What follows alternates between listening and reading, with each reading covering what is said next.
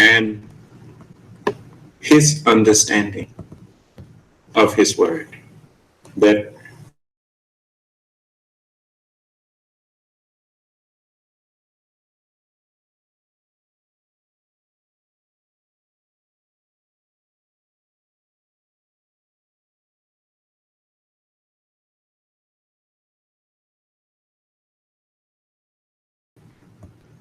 I greet you with the greeting words of peace. May Allah's salam alaikum. And that is to say, may Allah's peace be unto you. And before I get into a subject matter tonight,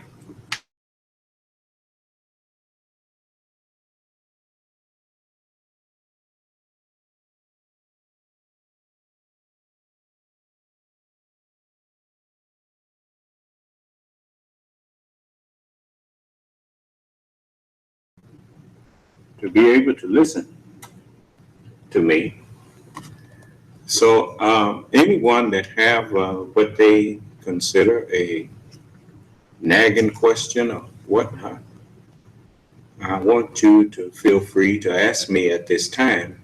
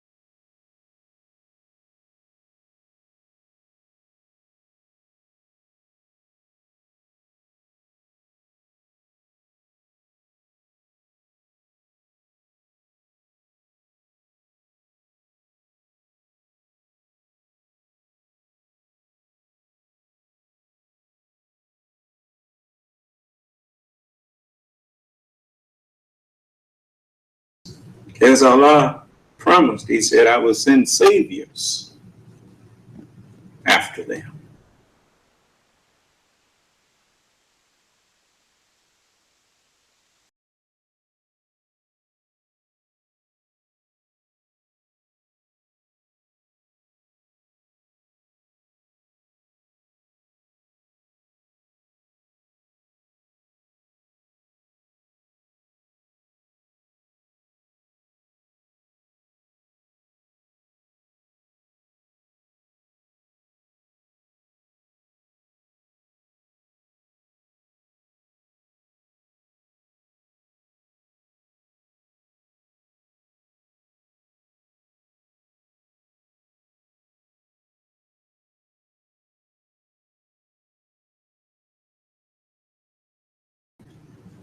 to keep doing what they're doing.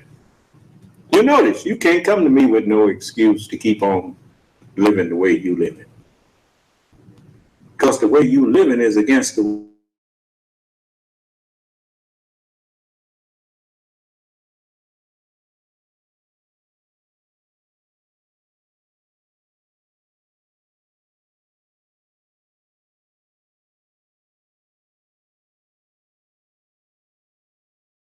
and depending on what your decision is will determine what you wind up experiencing,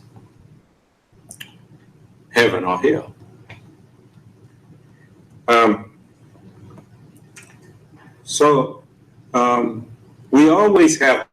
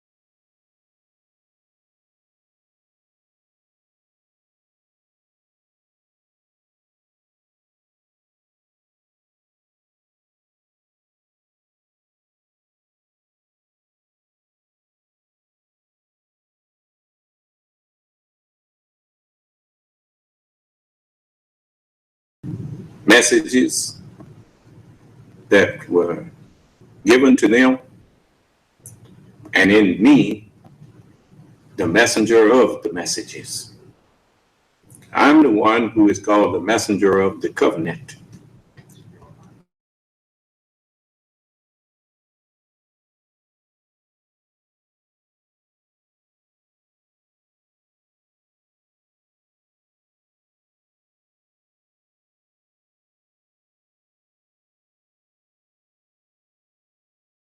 You looking at the picture here, and that's the thing, that's the one you used to saying it's the Lord, and he looked like white people.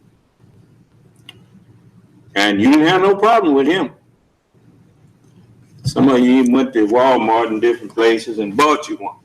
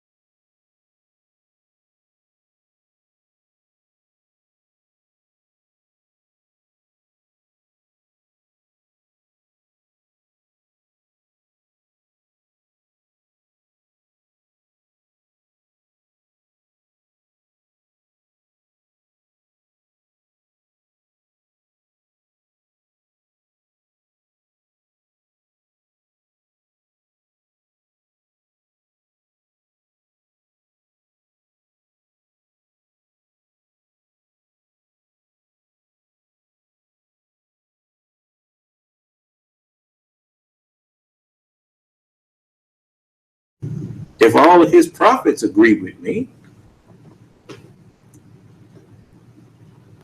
what do you call yourself doing?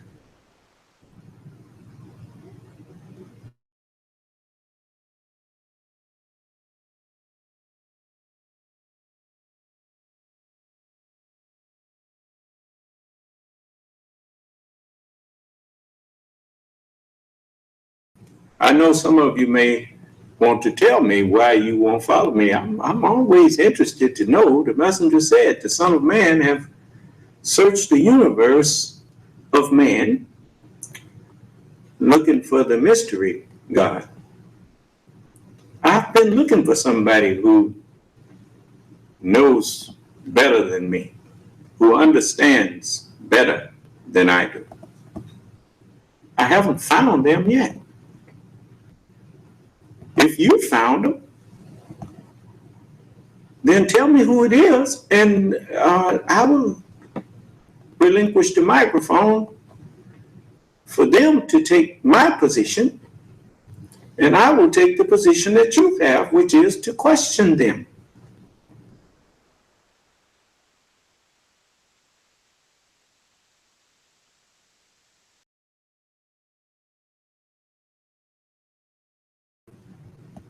And I belong in the seat of the student. You know, it is foolish for a student to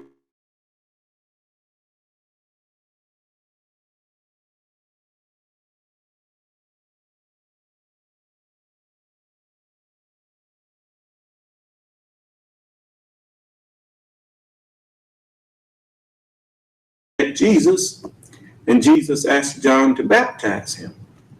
John told Jesus, he said, "No, no, man, you should be baptizing me."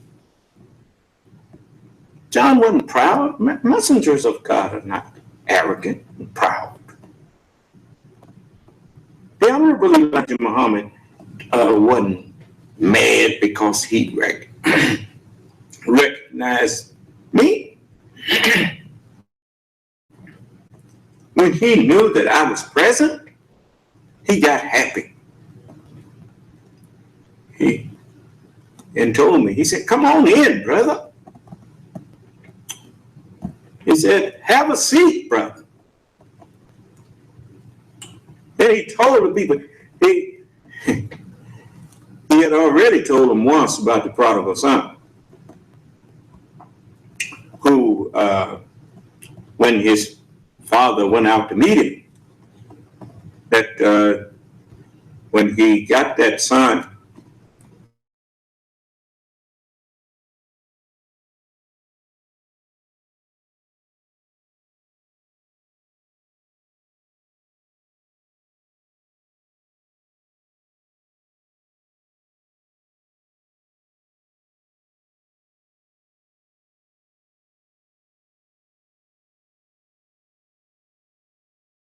fatted calf, and let's have a party. Your brother's home. And the son that had been there all the time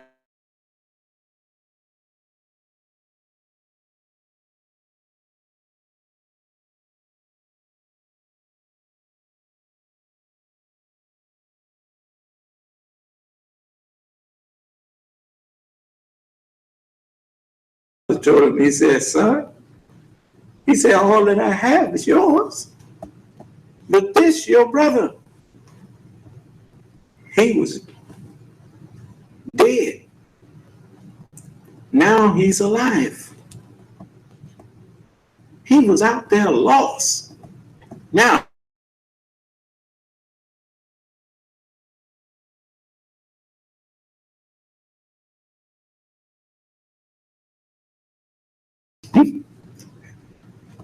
so the father said, "Okay, well, you stay on out there, son, but I'm taking him in." And so the messengers, I'm giving you the little fancy that the messenger put to the story. He said, and so his father, when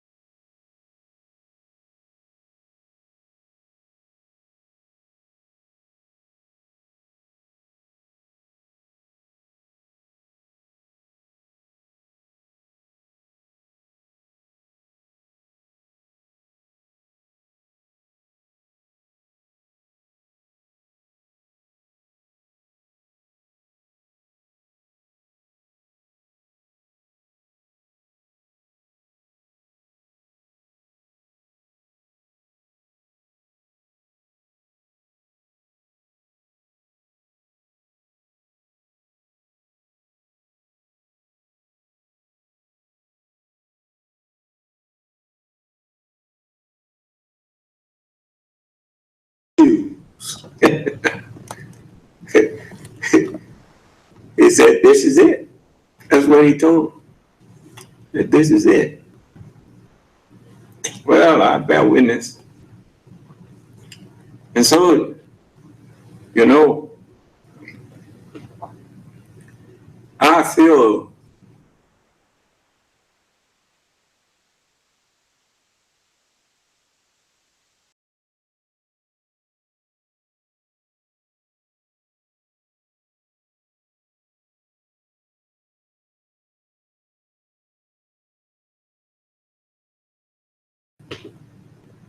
there's nothing I can do about that. Um, can't change prophecy.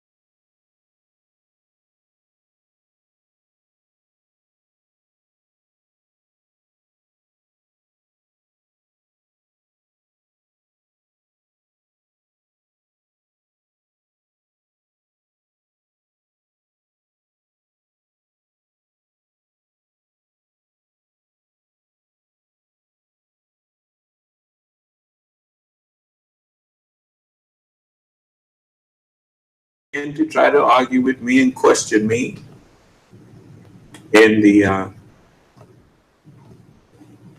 knowledge that they thought they understood, and they would fire away. And I always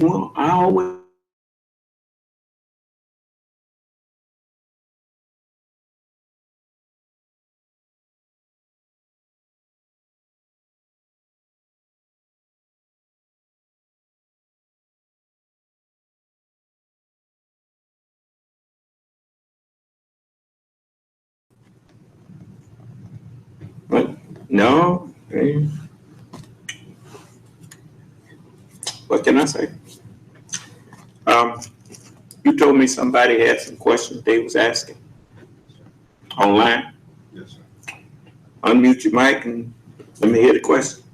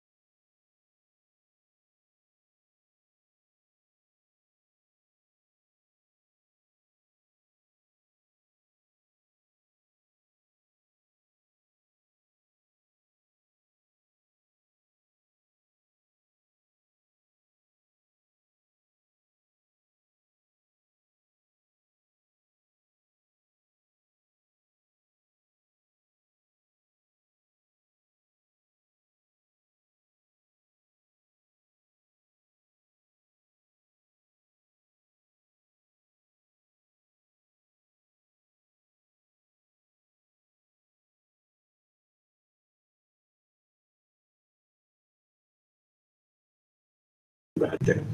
I'm not going to spend no time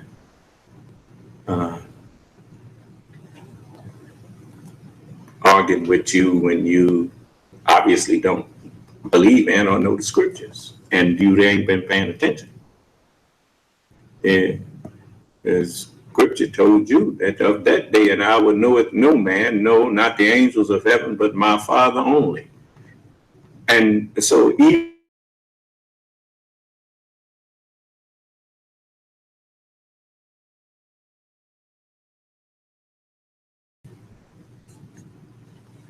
put out a class. Master Farad Muhammad told him, he said, if you ask me that question again, I'm not going to visit you.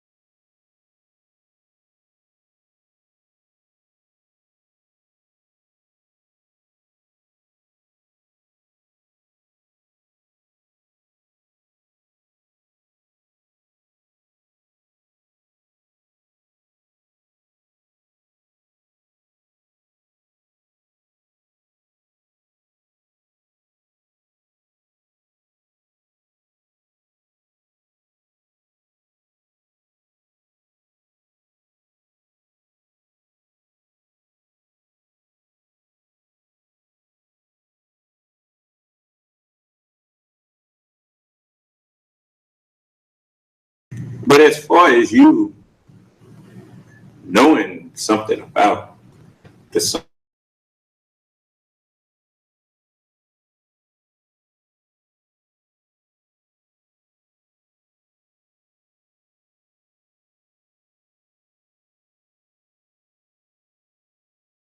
so, that's not for you to know. And the only one to know that is with me. He and I are one. That's one of the signs of the sun. The sun, as it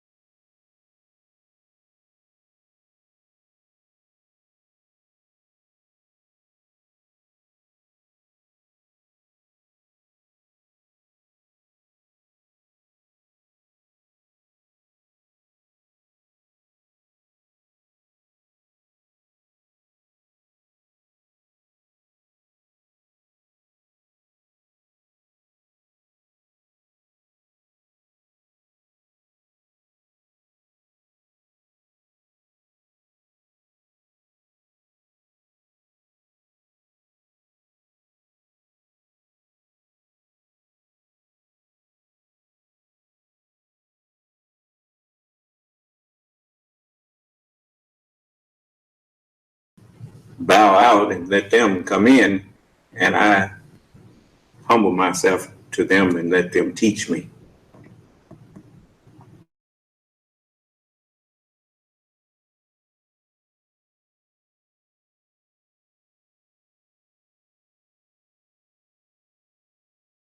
Question that you can't answer. You can't hardly form no question that I can't answer. If I can't answer it, you don't know the answer no way.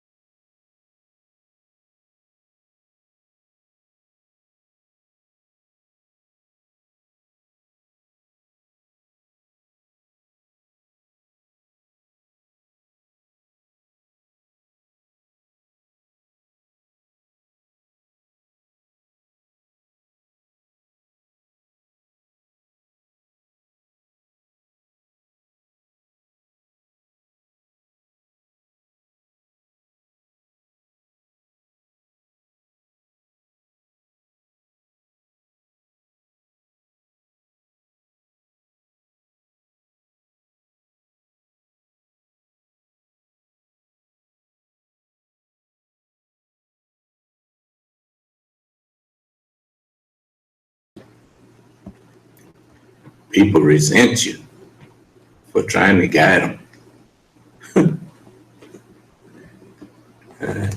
You just don't know. Anyway,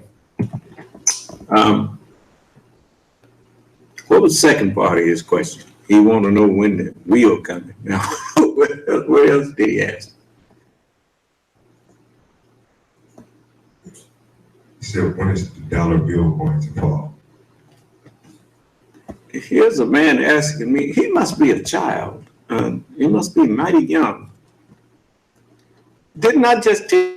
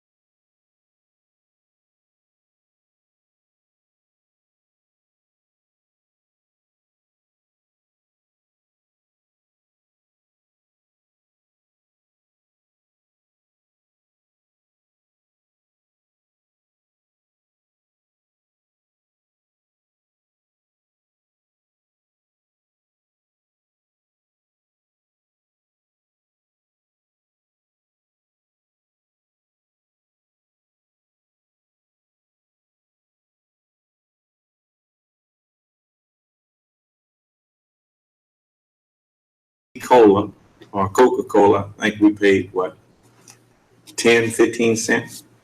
What?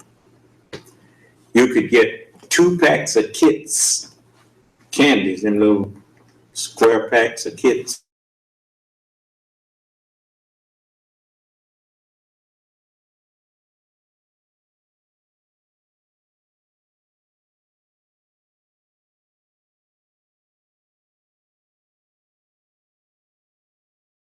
Yes, for 15 cents, regular.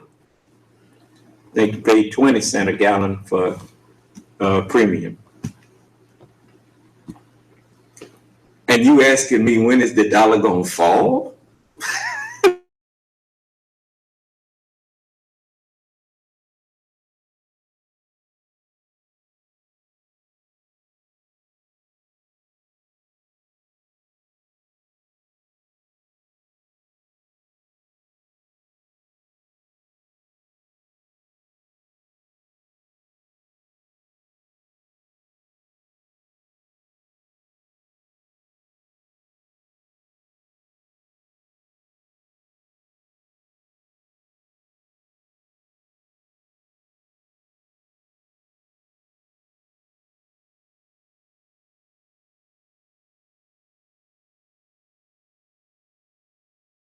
So, man, the dollar done already failed. I don't know what you talking about. So, what was his next question? You notice ain't nobody arguing with me. Now, if I hadn't been here, oh, he'd be coming in here. You don't know what you're talking about.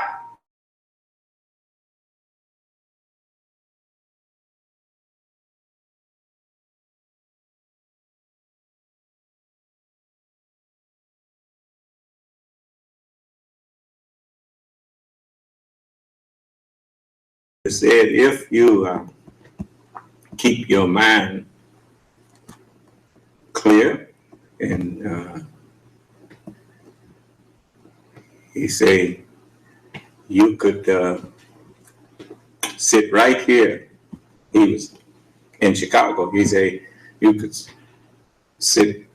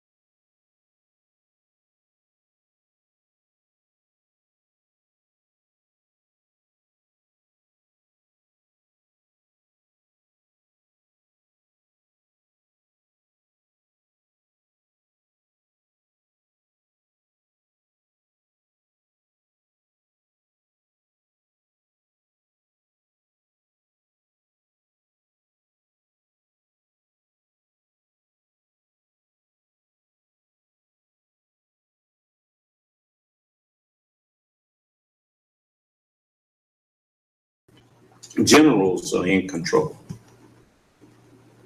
But if he needs them, they are at his disposal. So if I need them, they are at my disposal. Now,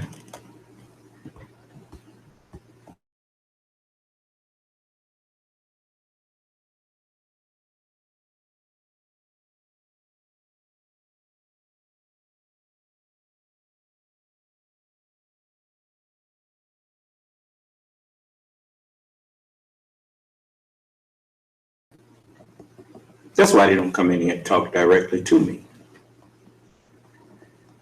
You know, the mere fact that you are afraid to come in here and have a conversation with me tells me that you have the wrong heart. Sheep are never afraid to be around the shepherd. They know that.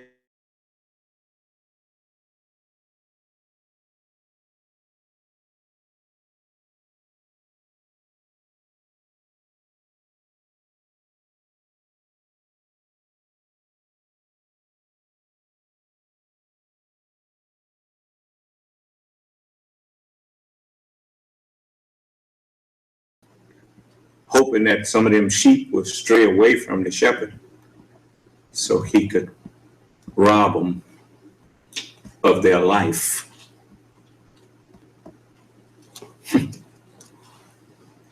Yeah.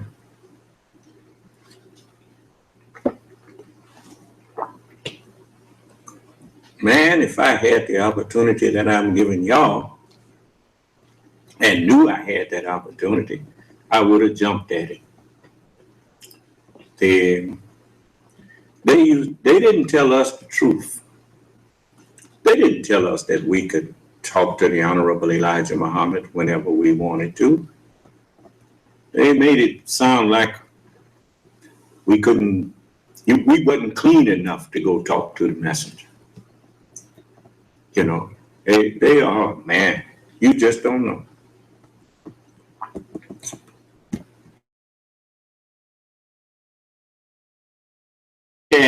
He had to put up with that because he was looking for me.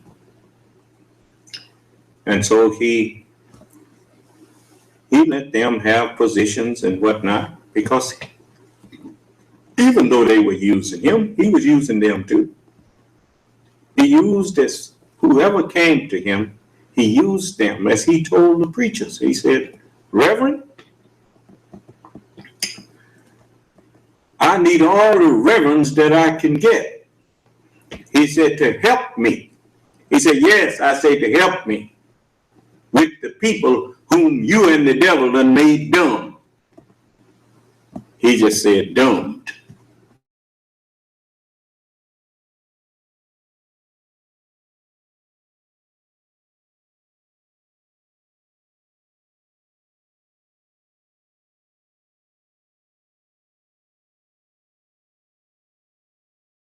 You don't have to spell it out for me. He knew I would get the message. He said, now look, son of man, if I have 1,000,000 ministers, they are helping me. So don't get sidetracked by them. He said, they just helping me. He said, but I'm the only one that Allah will hold responsible for you not getting the truth. Wow. You notice ain't none of them coming in here to argue with me. Now they hear me. There's a lot of them listen to me. They don't listen to learn. They listen to find something that they can justify not following me. That's why no matter how long they listen to me,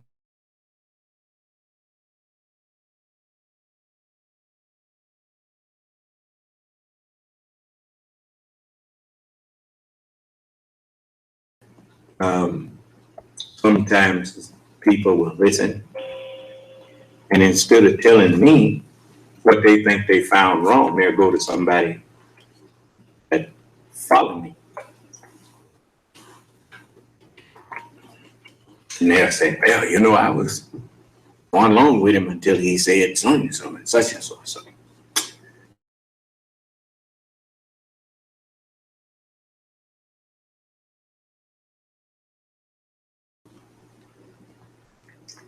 And then I remind you,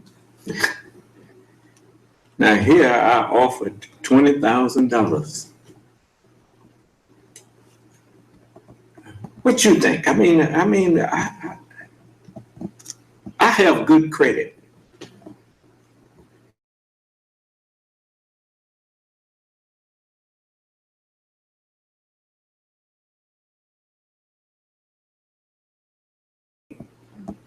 And it don't take that long. All I have to do is go to the bank and tell them. They always want to loan me some money because they know they're going to get it back. And they're going to get the interest that they make off of it. That's how banks make money. They loan money. They love to meet a man that they know they ain't got to worry about paying it back. So I'll pay it back.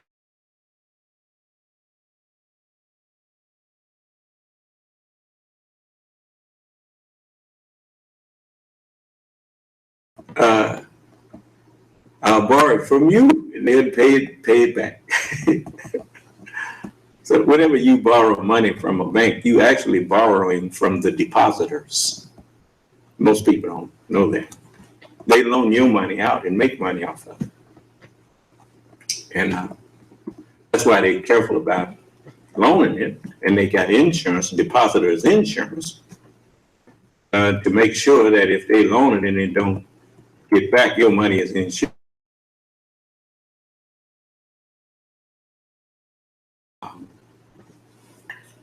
And they have the federal government steps in from time to time and audits them and looks at their books to see how they doing with the money.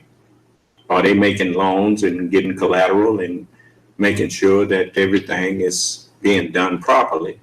Or are they there scamming, loaning money to their buddies and ain't paying it back and then giving it, collecting the insurance and putting the money back after?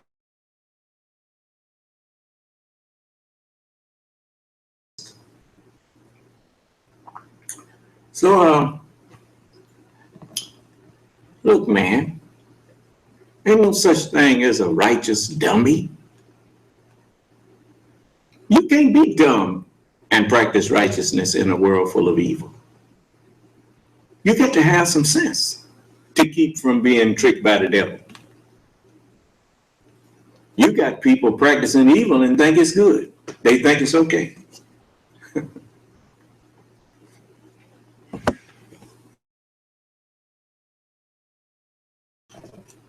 I'm waiting on you to ask me some questions. You're always talking about. I got some questions for him. Well,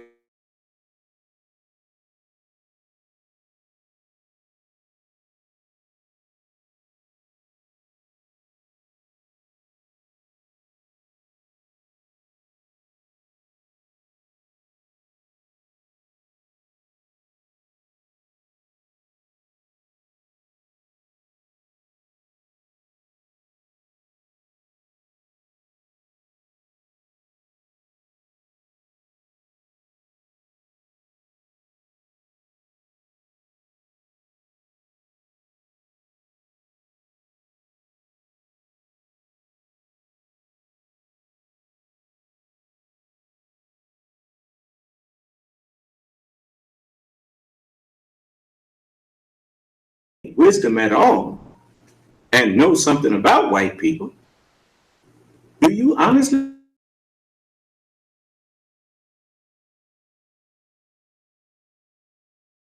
Christianity, about Judaism, about them, and never say nothing? If I was lying,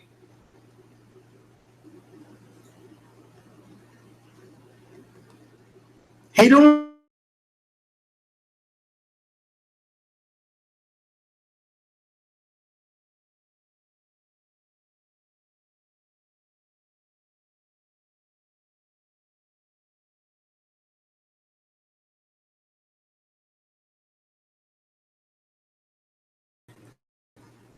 stupid to see the signs of the time? Well, he wasn't told to help save you.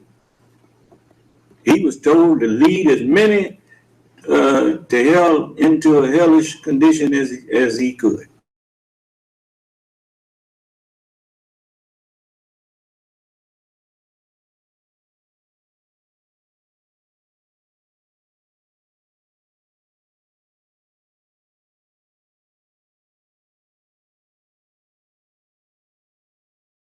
Man looked like him and said, "This is Jesus," and he was God in the flesh. Now he's telling you God is man now, but you didn't hear it. But it's time now to know the truth. If the black man made white people, we made them. And ask him to come in here and tell you.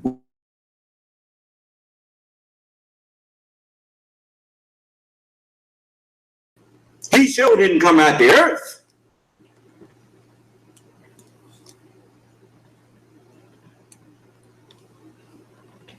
Ask him ask him, get a scientist and see if he'll tell you the truth. Say, look, I ain't never seen in my whole life, I ain't never seen, I don't.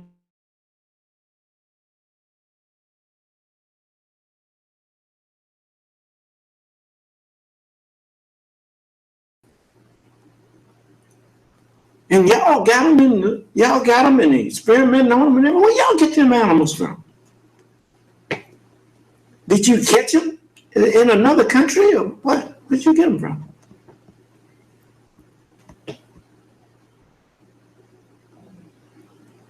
What? That's a legitimate question, isn't it? I wish some of y'all would talk to me.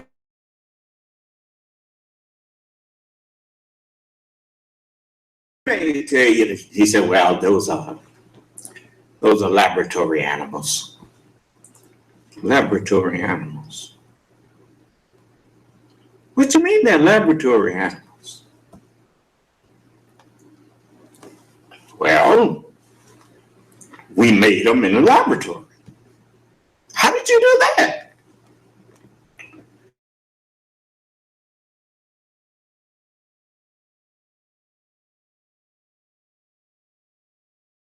We was able to breed them lighter and lighter until we got to a white one. Then we just isolated them and just let them keep reproducing amongst themselves, and we are able to sustain them that way. And but they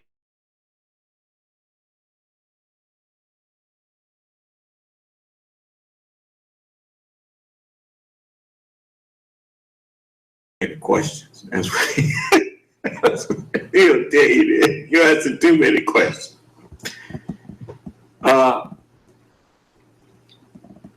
He's a grafted man. Where did he come from? He came out of just like you called the laboratory mouse, the one that they made in a lab. You call him a laboratory animal. And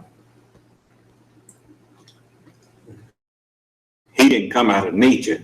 He came out of a laboratory. Now, in the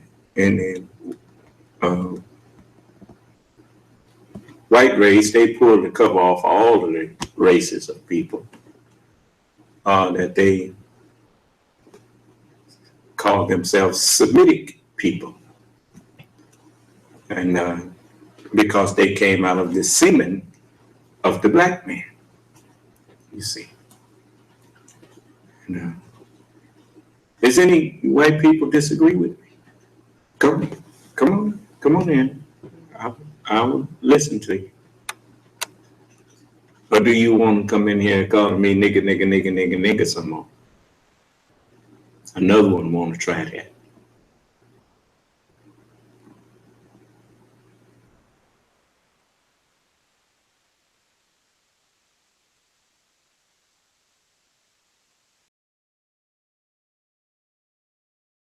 anybody that disagrees with me, then I want to hear what their disagreement is.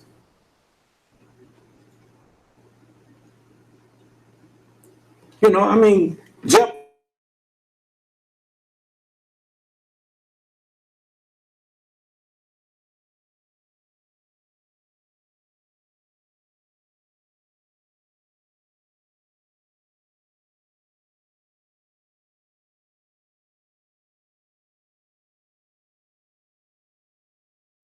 What they call Asia, or China here. Okay? All of them, if you ask them,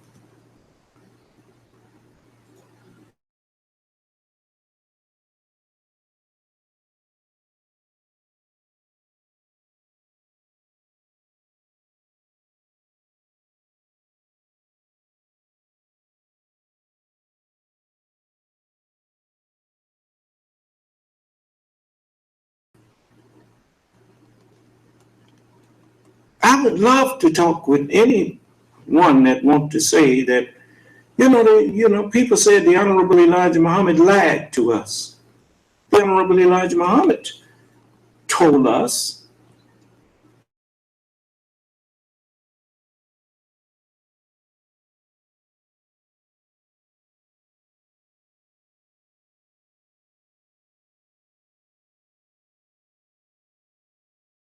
yeah, that's a picture of him right there. Was he lying when he said that all human beings came from the black?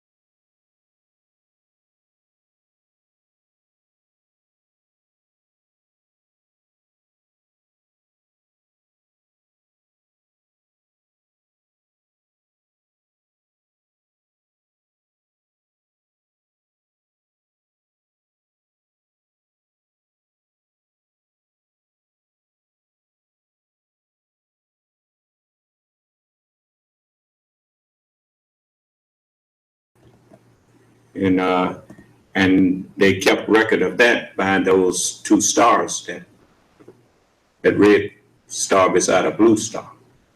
When Prophet Muhammad, I mean not Prophet Muhammad, when Master Farad Muhammad showed,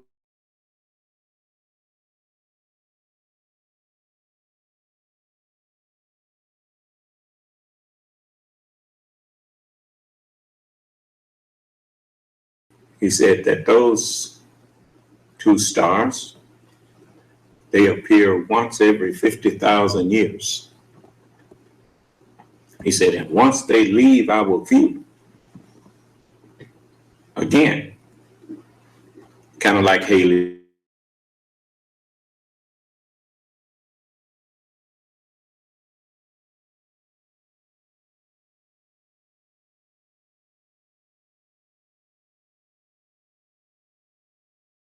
before it come back. Now their scientists have been around here long enough to record the comet that was discovered by Mr. Haley, and that its orbit is so vast that it comes back into our view once every 78.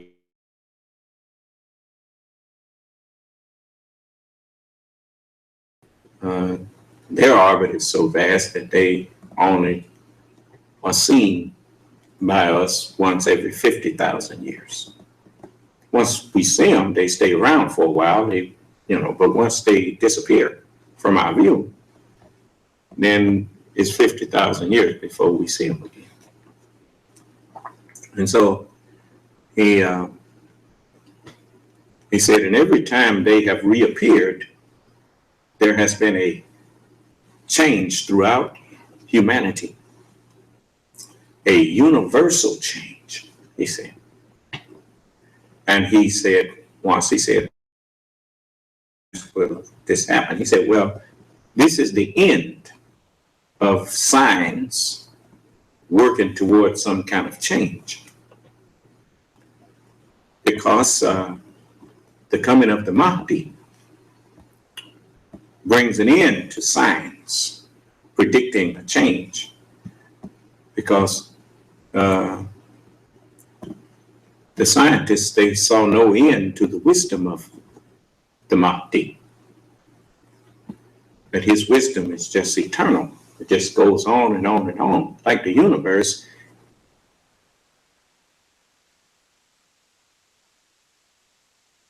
Expanding, and it is it's perfect. Whenever you have something completed or perfect, then it's no need to change that thing anymore. And that's what we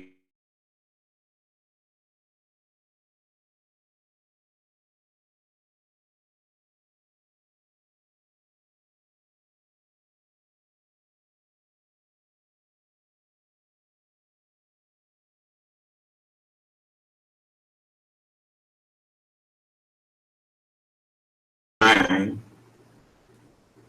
of the rest of humanity. That's why in the book it says, and when they saw those who would actually be with me after they were absent from the body, they said, and I beheld and I looked, and lo, a lamb stood on the Mount of Prophecy, on Mount Zion. Zion means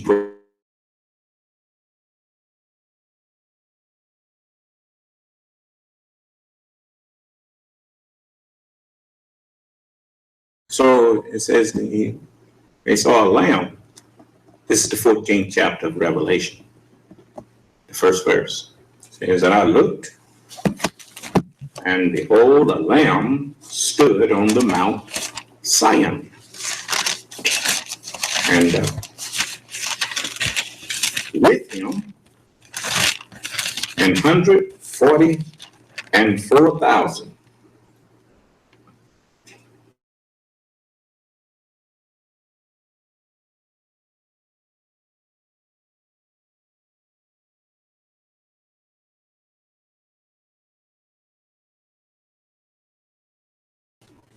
So there was no gospel. It was in Jesus' forehead. But the book of Isaiah was written because Isaiah came before Jesus. But when Isaiah was here, the book of Isaiah was Isaiah. It was in his forehead. And so Now the gospel is written.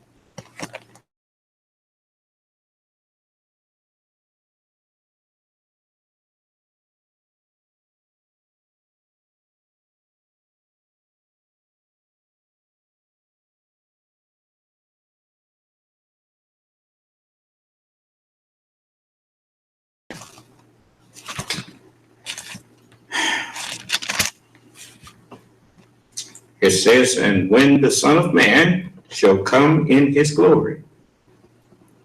Now remember now, if it's not but one Lord, now that's in the book. Let's make sure we on the same page here. I like to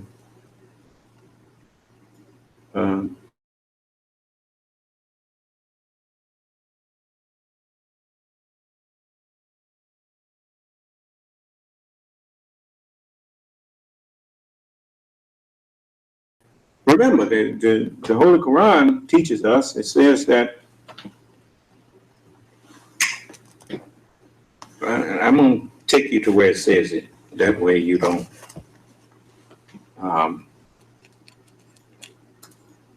get tripped up.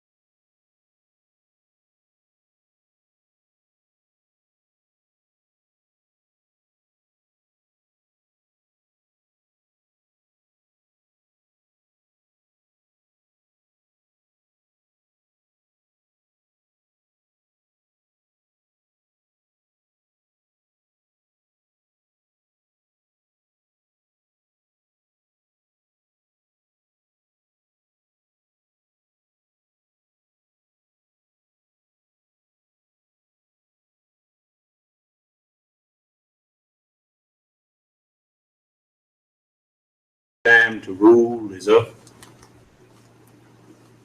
Well, that's a half truth. Because white people have not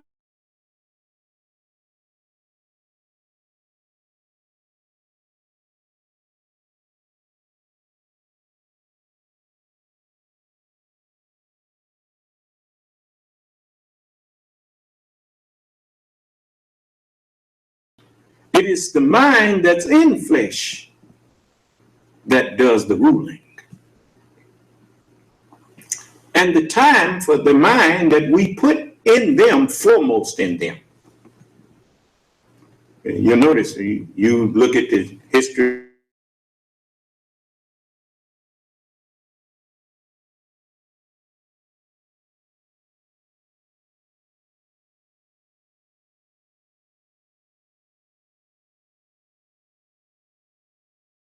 little, got that love of fighting. And, but the one that we intended to be the ringleader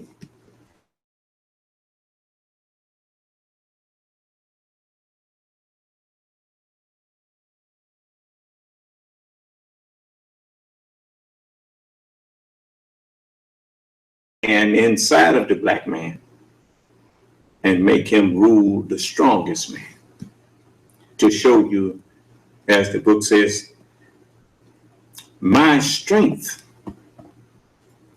is made perfect in weakness.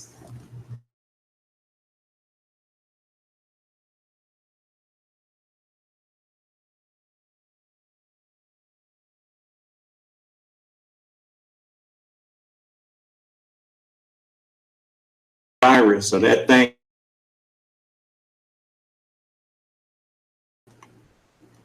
the strength of the immune system.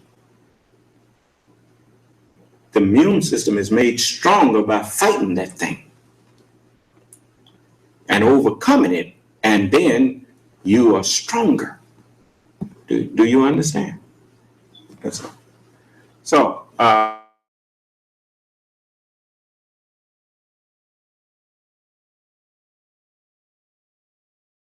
use of mind that is stronger and wise enough to not be tricked by the devil.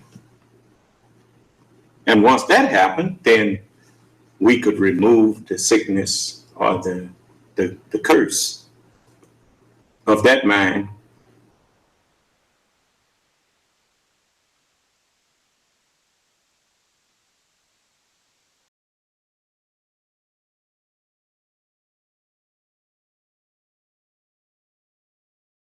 To prove it. See, that's why I tell you about the immune system, and that you can't get no, even the devil, he never was told why he was made. He was only told enough to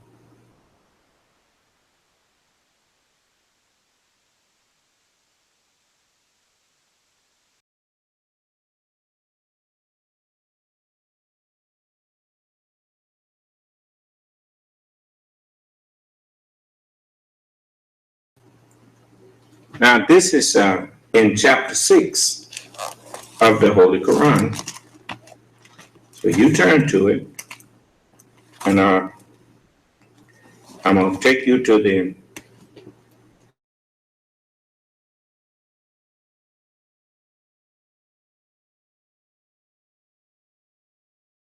shall I then seek a judge other than Allah? Anyone that understands who Allah is, then you can't argue with me. You don't even try. Because the scriptures have pointed out who Allah is. It says Allah is the best knower.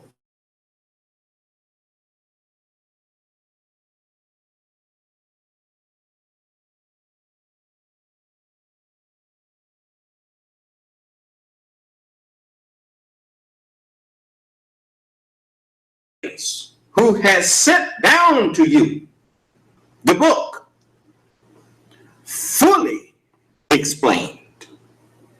Every time a messenger appeared among people, that messenger was the best knower among them. The best knower of the truth.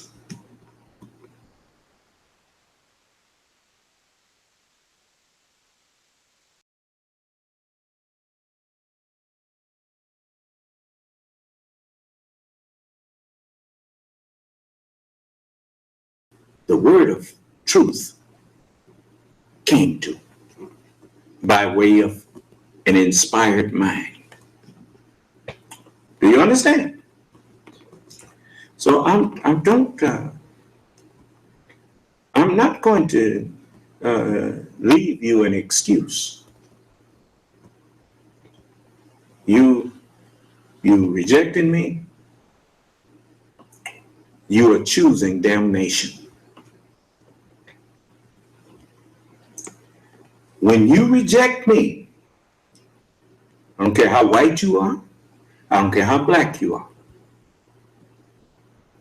When you reject me,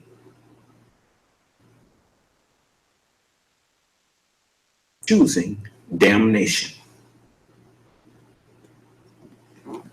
Now, it says, shall I then seek a judge other than Allah?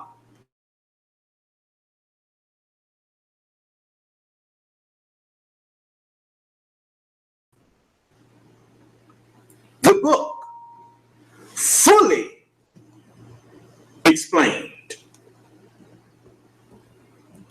That's why when, Minister Farrakhan suggested, didn't just suggest it, he said it, that he took you into Scientology to help you understand Islam better. Scientology can't help you understand Islam better. Because Allah is not associated with Scientology. Allah sent his books down, and those books explain themselves. Allah's books don't need no outside help.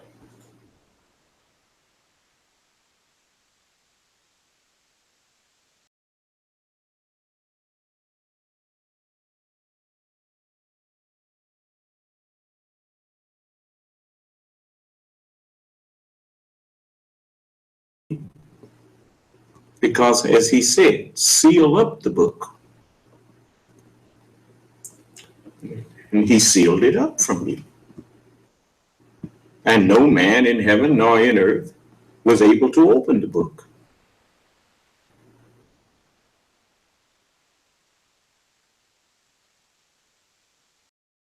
It's sealed, it's closed. It's shut up. He shut it, and no man can open it. He opened it, and no man can shut it. So, that's written. So, we go on. It says, and those whom we have given the book know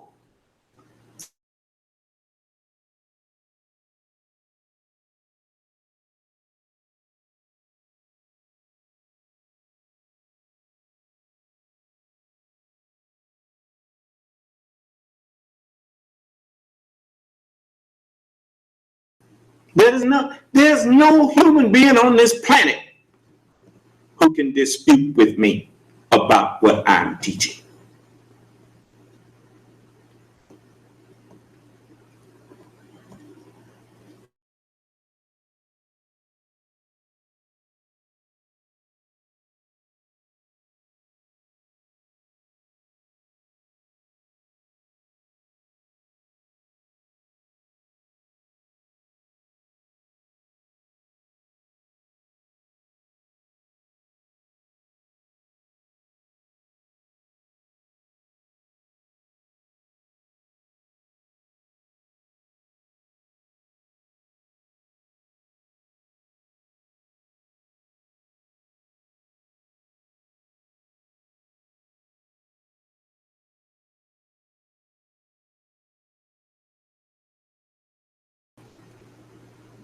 If you want to know where it comes from, when you finish eating that,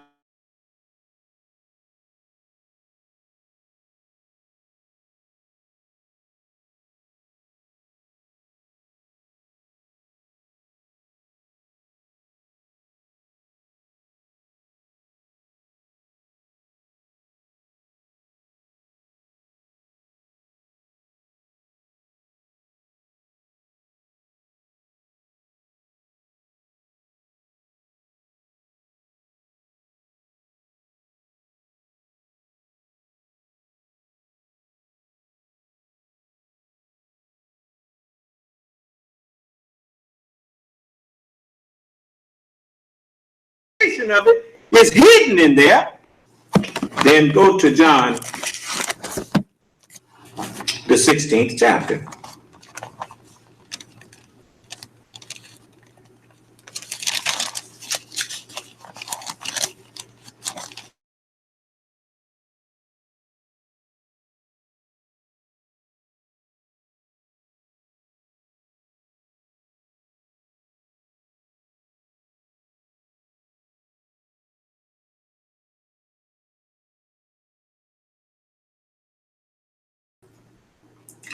He will guide you into all truth.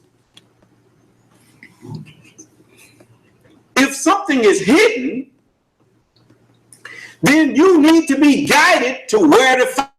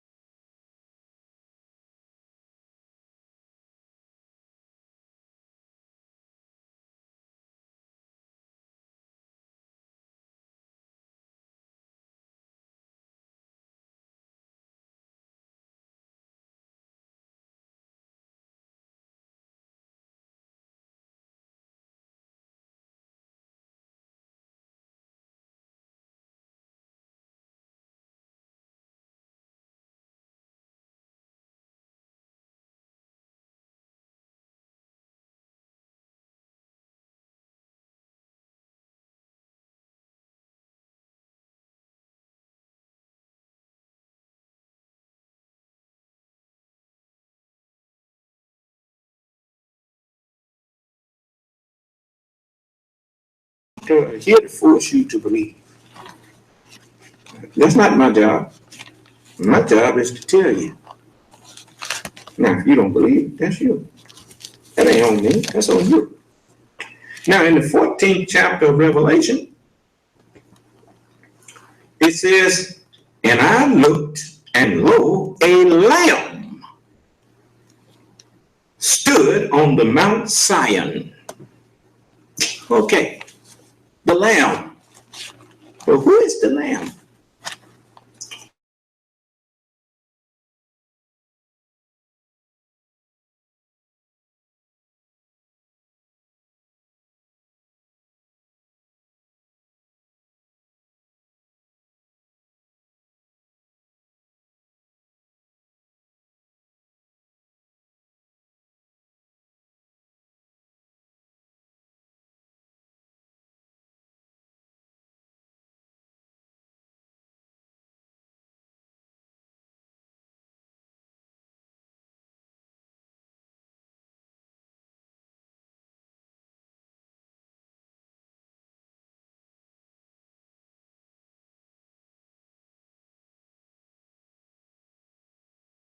Okay, let's see if that uh, holds true here.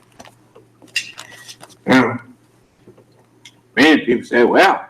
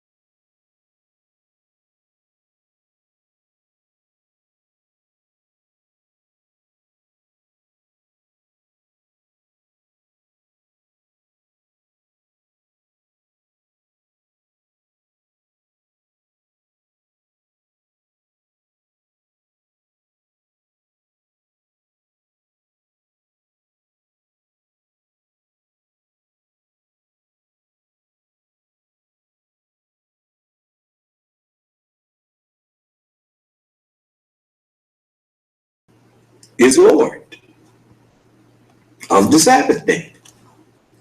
The book is revealed by thy Lord, by the Son of Man,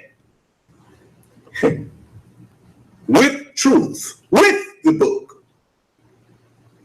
Now, let's see. Then it says,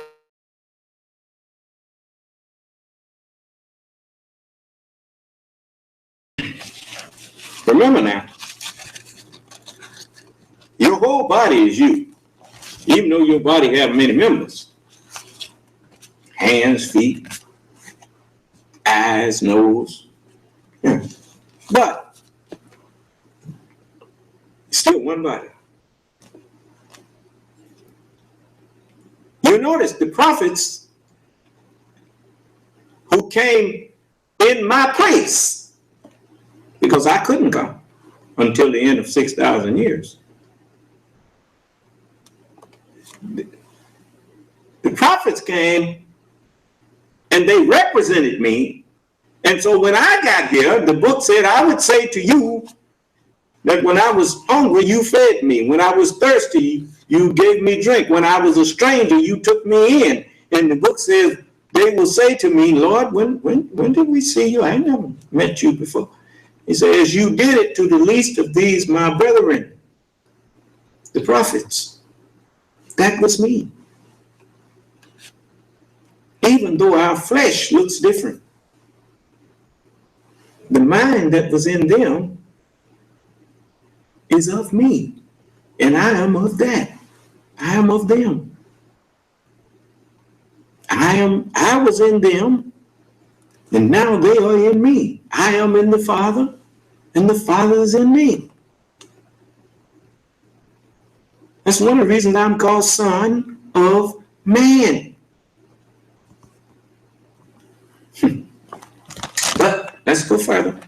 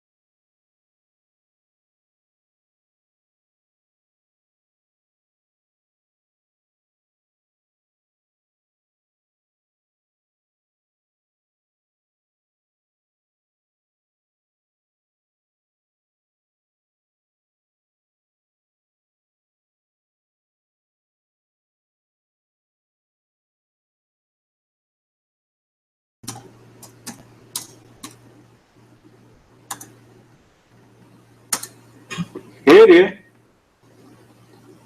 This is in the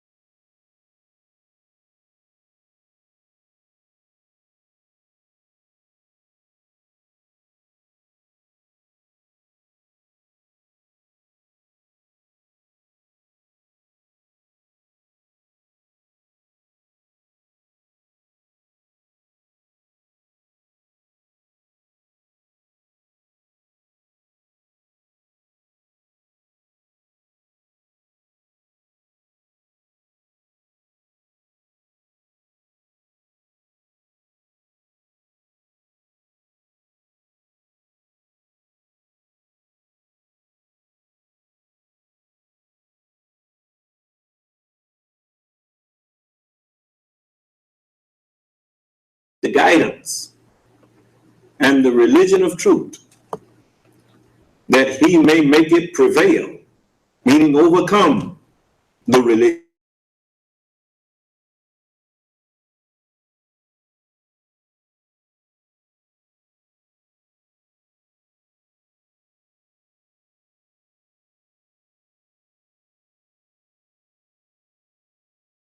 King of kings, and they that are with him are called and chosen and faithful. Every prophet and messenger was called and chosen, and all of them were faithful. And they are all with me, right here in my head, 144,000 of them. And so they had my father's name written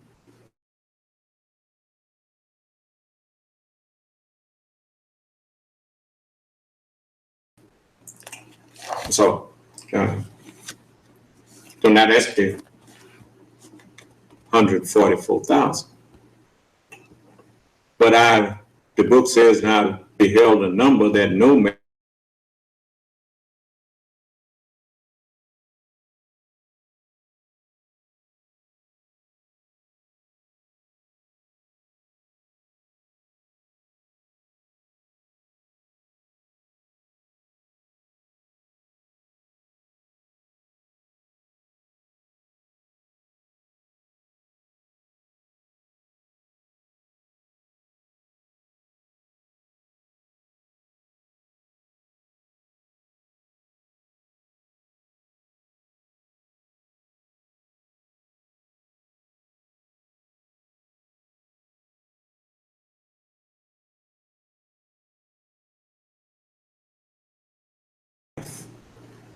can't let you stay around here. Just like our bodies are constantly, the way your blood in the bloodstream is designed, you have the red cell is constantly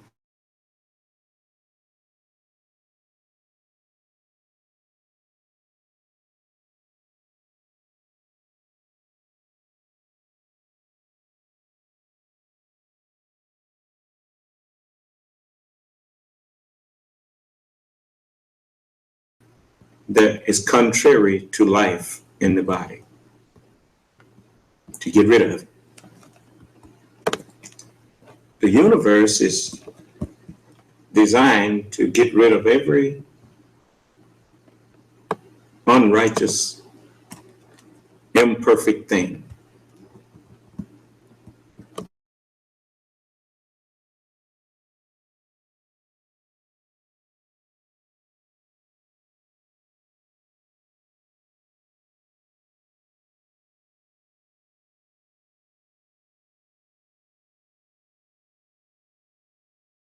Going on now. Um,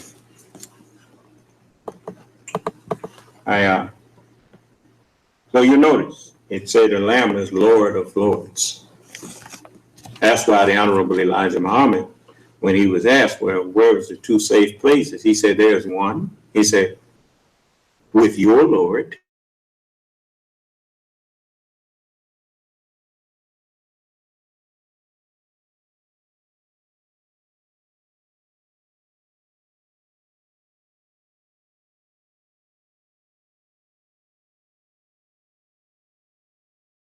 Your Lord, which was the messenger. And his Lord, well, that's Allah. And, he had to raise and then inform me of who I am. And so now he's with me. As he said, I'm trying to make you the big boy. And I'll get behind the curtain or the door and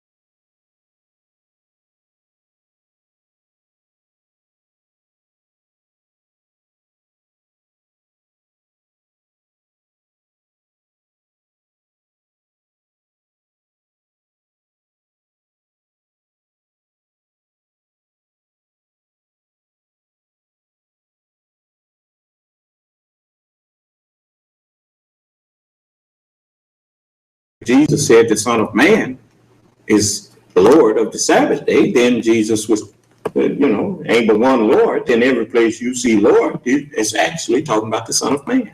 In the volume of the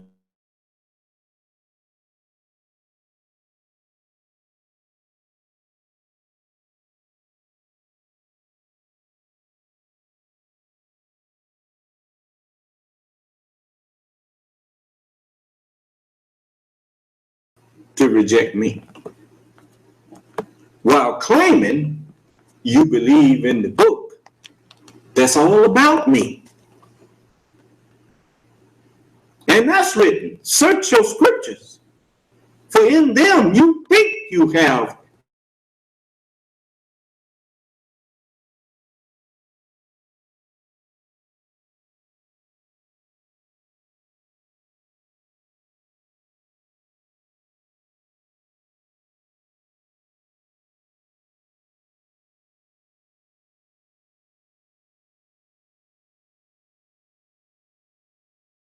move every obstacle out of the way and make myself available to you. I tried and tried and tried to get you.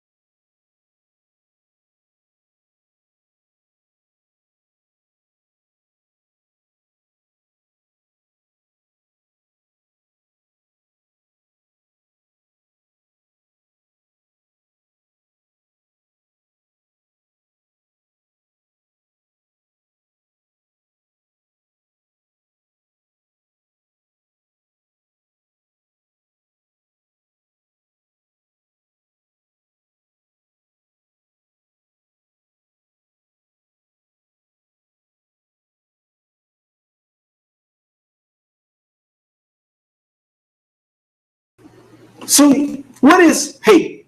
The word hatred. It is just an extreme of the word dislike.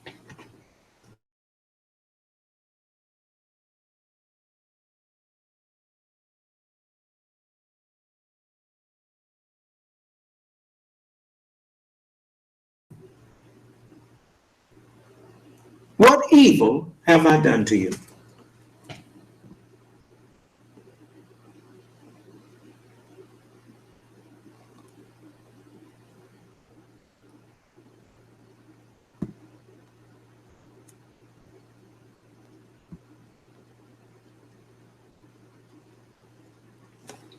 I think about the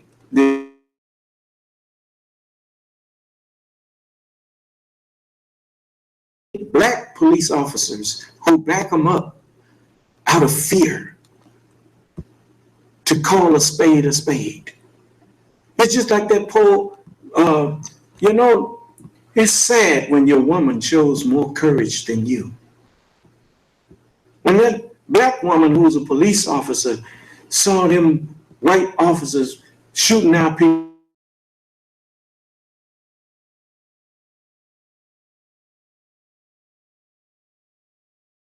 hold the law. Oh man, they was upset with her.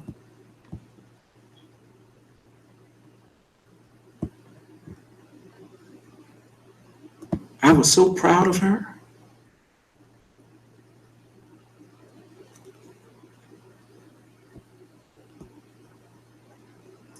Here these white officers, they get together,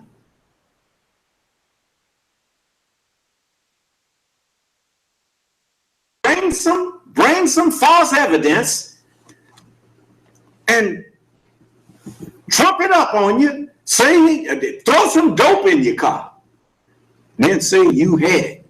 Then when you have your hands up, they shouting out, stop resisting.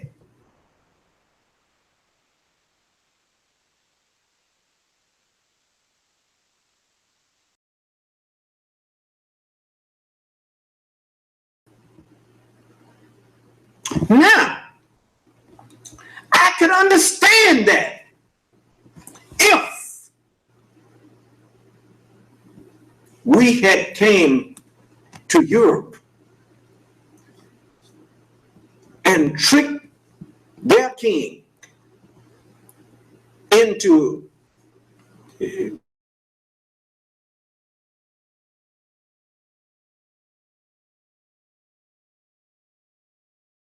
murdered him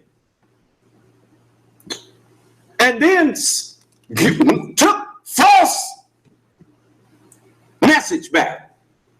The king told us to come back and bring some architects, and some of you also, all of you who, know how to, he want the architects to come.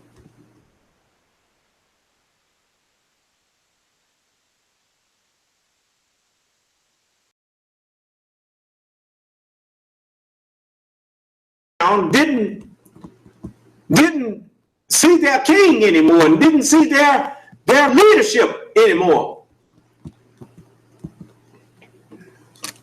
They got suspicious. And said, no, you bring our king back. Bring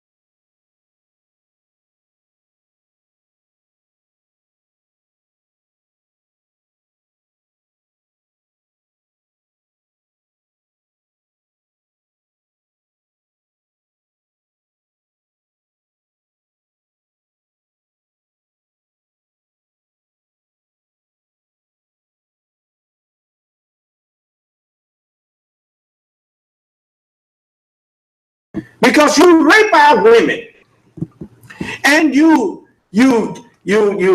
murder our men. You do all these evil things to us.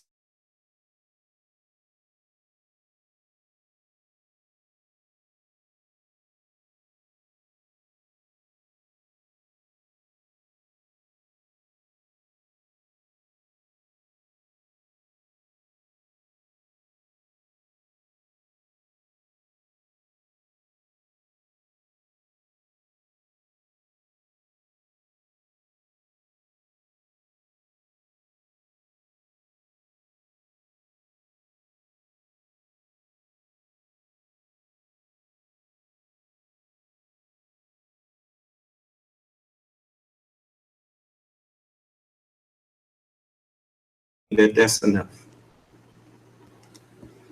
Go on and pronounce sentence.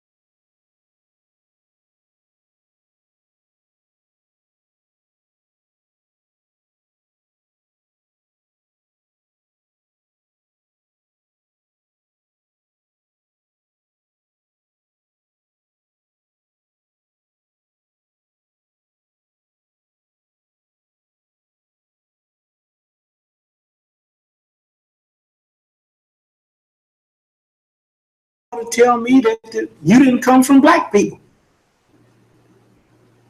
Someone answered your question. She said he was 21. He was 21 years old. Didn't know nothing but what his fathers and mothers and other white people who he trusted, who he looked up to,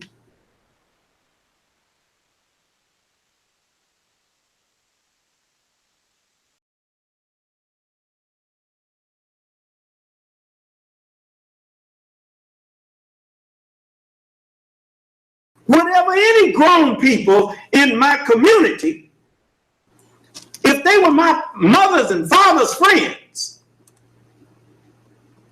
I trusted them too.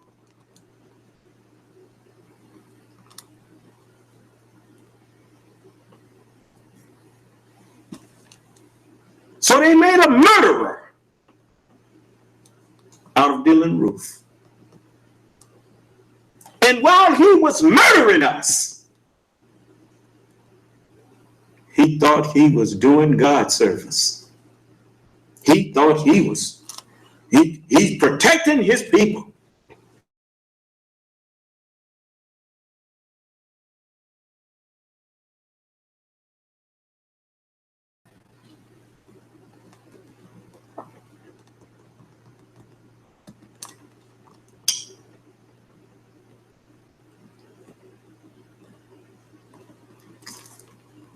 All right. Okay, it's written, for all this, his anger is not turned away.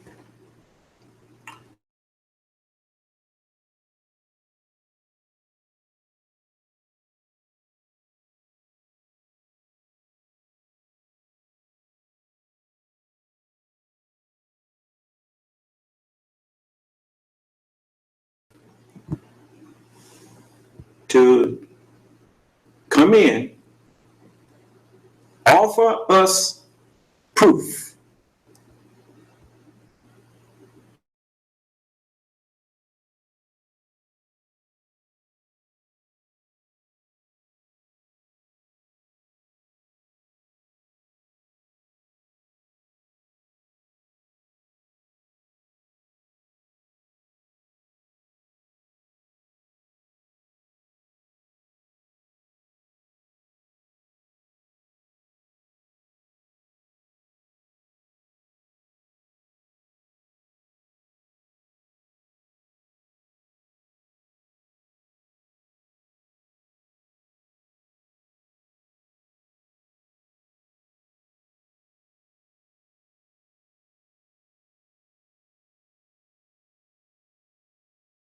$8,000 ago. How? White people can't do that because they done already said how old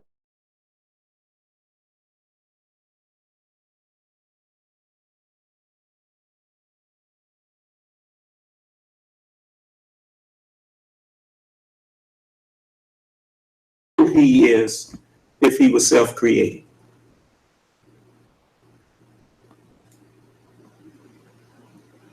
The only reason you know how old you are is because your parents told you your age.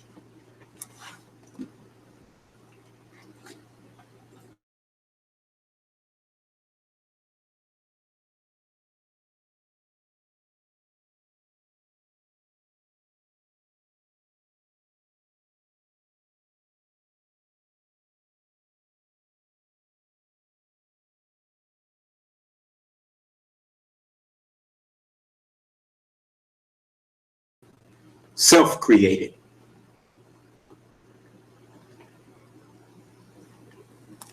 You care to argue that with me?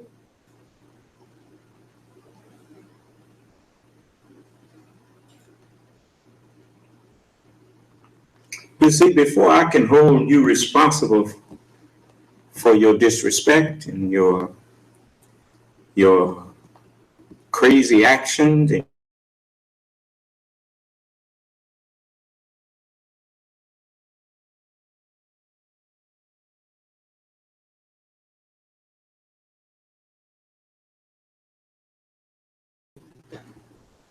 that your little mind never could fathom.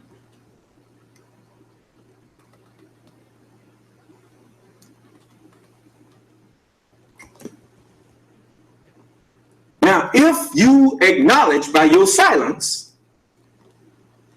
all of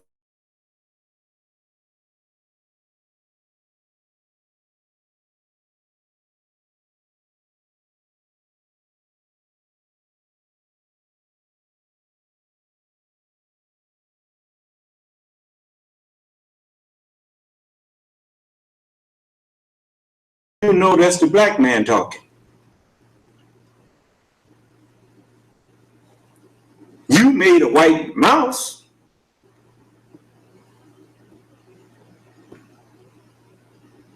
And we made white people, brown people, and yellow people. We made all of them. And we put you where you are. We let you have that part of the earth temporarily.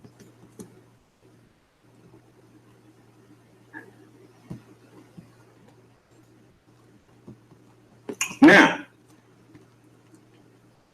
if God said, let us make man, then the black man is God.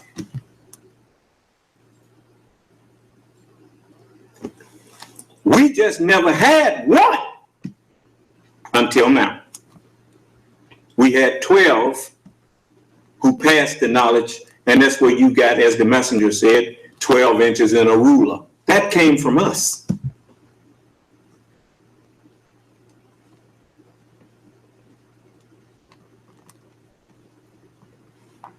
All right. Now, after that, one of the 12, 50,000 years ago, which is just a drop in the bucket. As far as we count, that's just a day ago. One of the 12 disagreed with the 11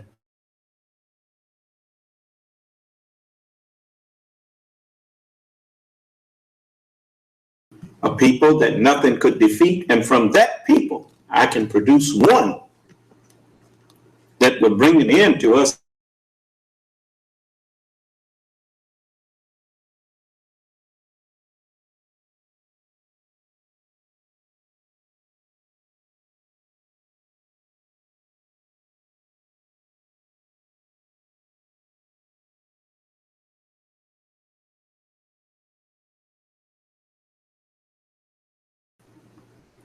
But they didn't try to prevent him. So he began making his people.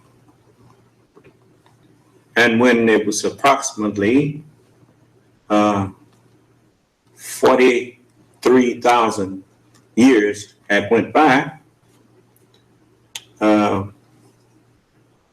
his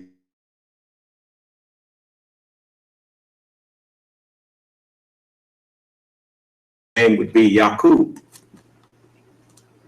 And Yaqub would come and help complete what Mr. Shabazz started. So in Yaqub,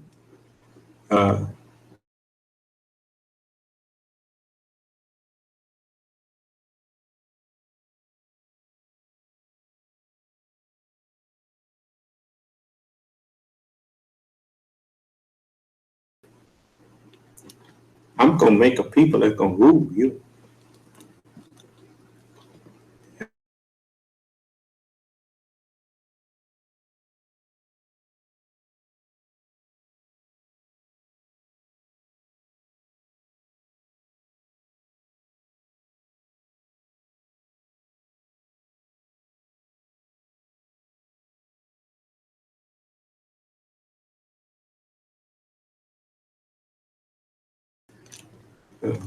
Even by Methuselah's standard, Yaqub was still a young man when he died. He died at 150 years. He never saw a white man, but he had the knowledge of how to make them.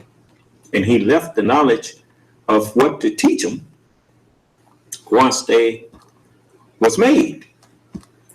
And he even told the black people that was helping him, he said, now look, when you become unalike,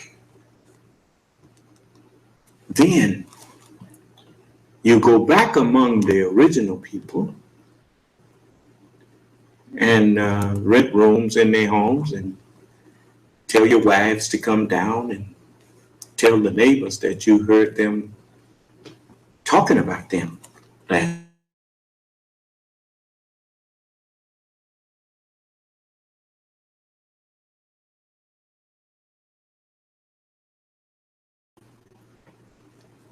And if they let you mediate, you can rule both of them.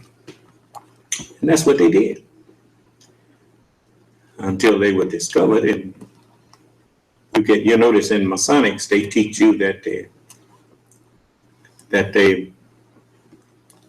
they put on an apron and simulate being marched across the burning sands.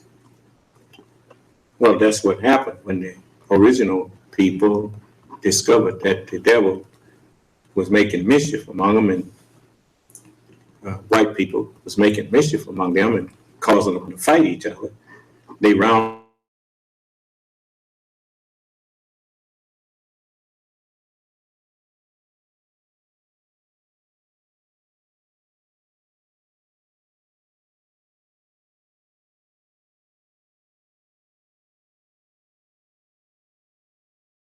the hills and cave sides of Europe, hillsides and caves of Europe, and then set guards to keep them from coming back. And this is what the Honorable Elijah Muhammad taught me. And even in their Masonic teachings, they teach about the marching across the burning sands and that kind of thing. And so, remember, he said we rounded up all that we could find, which explains that, these black people brought them back and was working with them to deceive.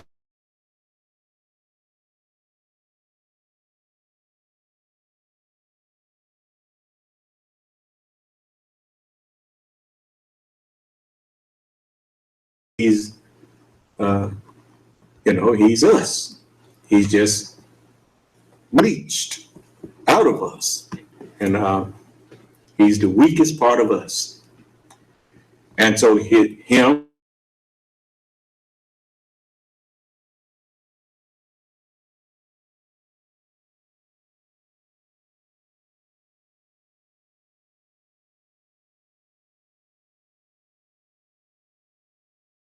scientist who was like us, helped the white man to deceive us. And that's why it says we rounded up all we could find.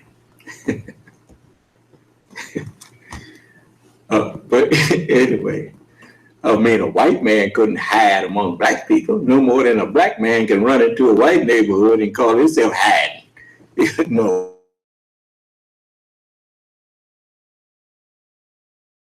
Can get in a black neighborhood and hide. So, but anyway, I like to show you that you think I don't know things just because you don't hear me teaching on. I know a lot of things that I don't teach on because it has not been necessary. But see, now we are close to the time that, as the book says, except those days should be shortened, there would no flesh be saved. You see, because of your wicked plans and your wicked actions and your desire to keep on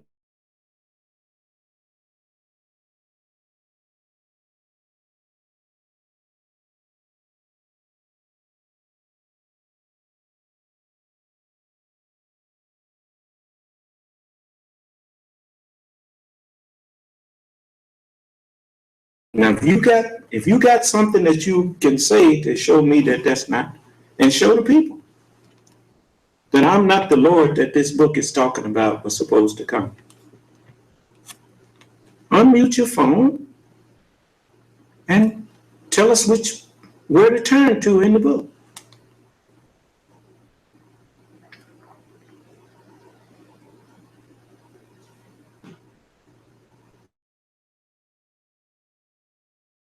Okay.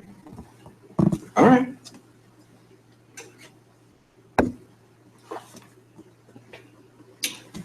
So now, as I'm 3 times old as I was when I first accepted Islam. I first accepted Islam when I was 22. Now I'm 66.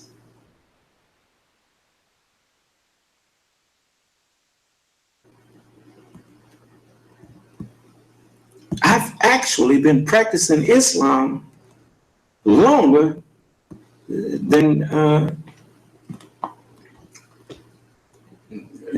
from the time I was an adult, considered an adult.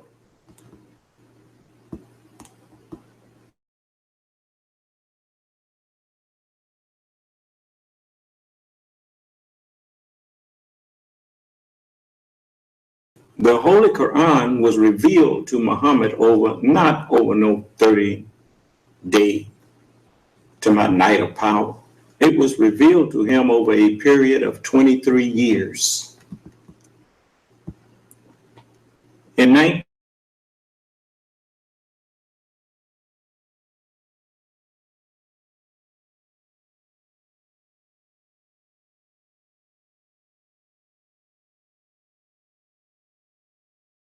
the Savior has arrived. That's what he said.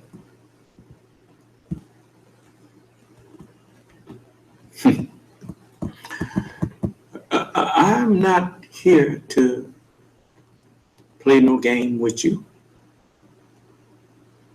I'm not here to deceive anyone. I'm here to share the truth with you and to invite you to Islam, submission to the will of God, to invite you to peace, to invite you to that which will save your life.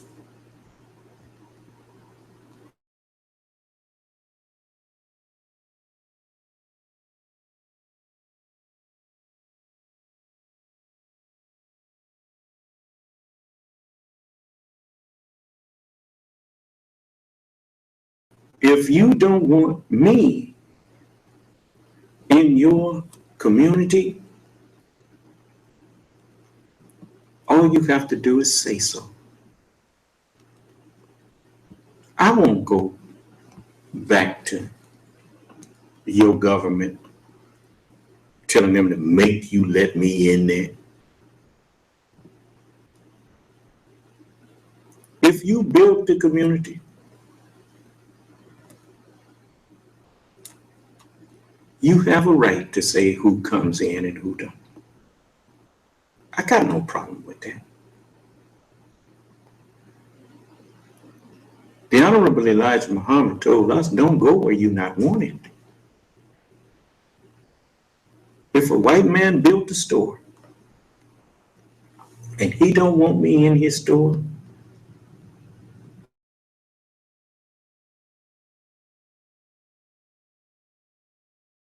people are mad at me for saying that. I like peace, man. I'm not the kind of person who feels that I got to be around white folks.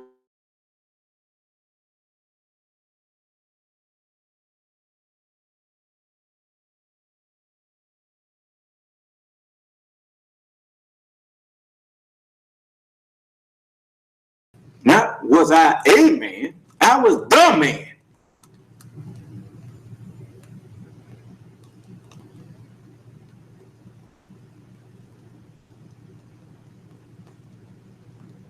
We brought white people here. They didn't bring us here. On this planet, we brought them to the planet. We let you have dominion over our earth. And we told you how long you could have it and how long you could do the work that we made you to do. We told you 6 days, 6,000 years. A day with the Lord is as 1,000 years. And 1,000 years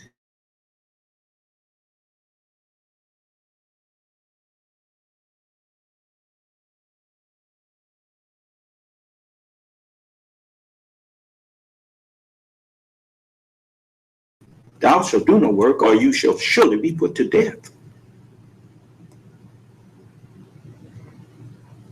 Now, the first thing that I have done is I've killed your lie that you call Christianity and Judaism and all these false religions y'all got. And that Orthodox Islam. I've killed all that. Now, you should be thankful that I have brought to you the truth and the true religion. How about a little gratitude?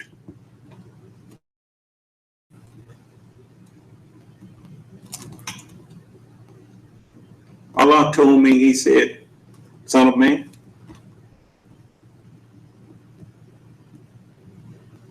if they don't show gratitude,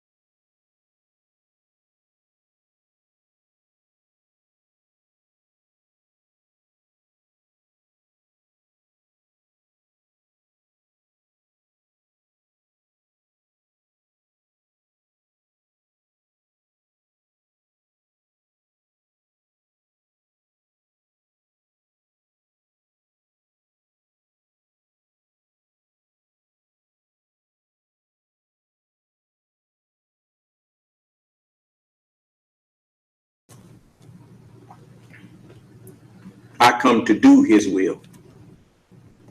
That means I came to execute his judgment.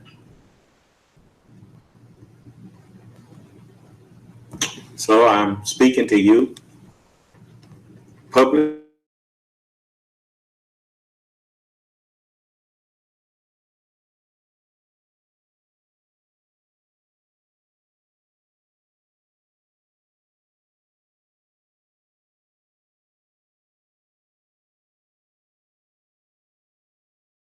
Questions as you want about what you hear me teaching.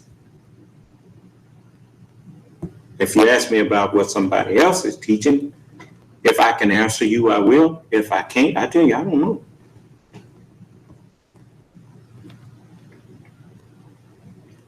Because you got a lot of people out here just lying to people. Don't ask me about their lie. You should have asked them about their lie.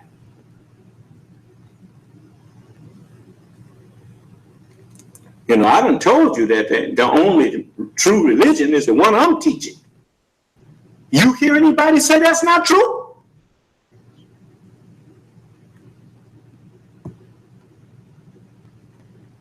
Well, there you go. So why are you still over there listening to them? You're over there because that's where you want to be. It's not because you think you got true religion there. Because I done already showed you that they ain't got no true religion.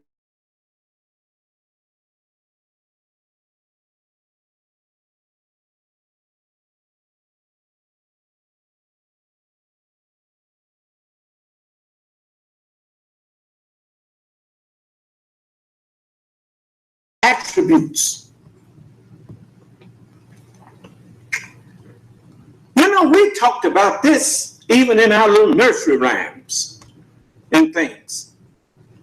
We just didn't know it. You know, people talk in their sleep all the time.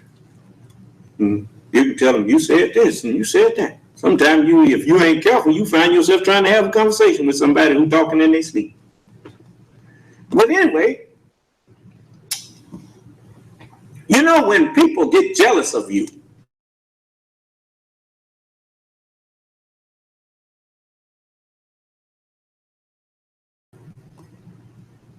huh? They'll copy what they think they can copy and say, see, I can do that. I'm doing what he's doing. You know what we used to say? How many cents are in a dollar? Huh? 100, huh? Well, Allah has 100 attributes. Now, we had a saying when I was little, when we saw somebody trying to copy off of somebody. Say, oh, copycat, sit on the bench, trying to make $1 out of 15 cents.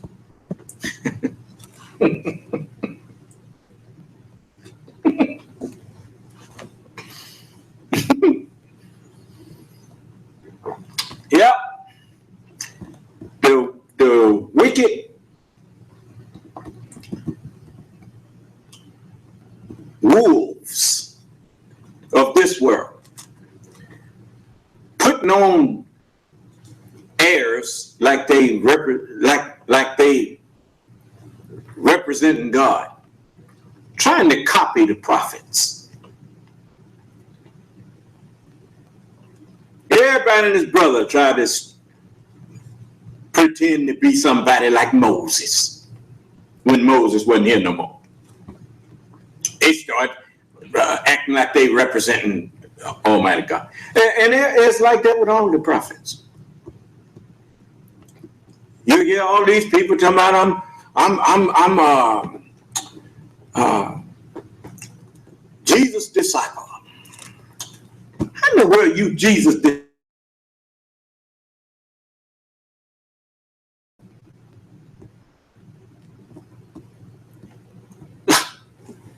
But the people, at least Donald Trump was honest. President Trump, he was honest when he was running for president. He said this. Now I got to say what he is honest about. He when he talked about the illiterates and he said, I love the uneducated.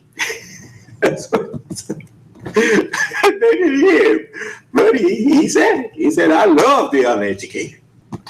Yeah. At least he was honest about it. A con man always loved to meet an ignorant man.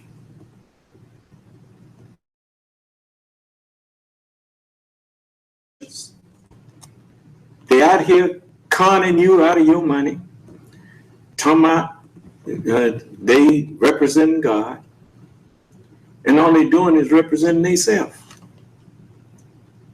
If you started asking them questions about what's written in the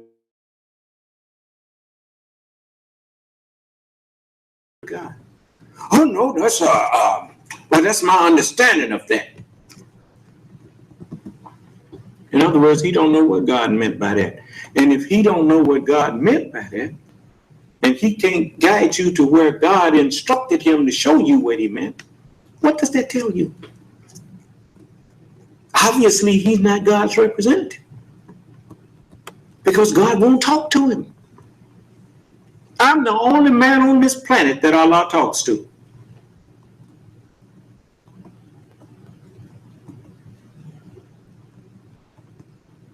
He said to me in my ear,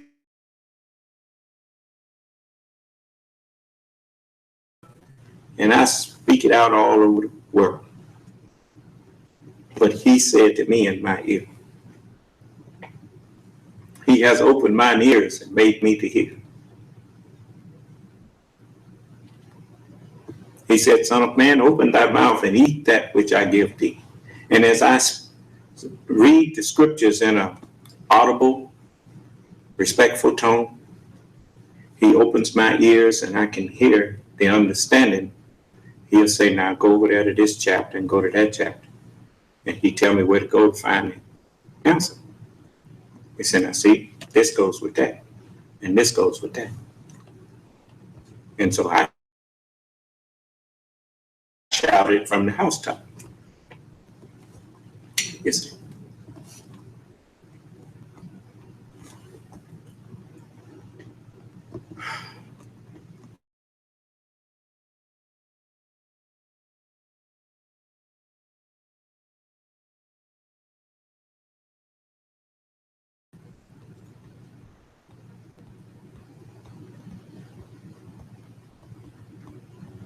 Come on now, y'all ain't following me, so I know you got some kind of doubt. So now tell me what you doubt, and maybe I can help you. I can't build up your faith if you won't give me a chance. Now tell me what the problem is.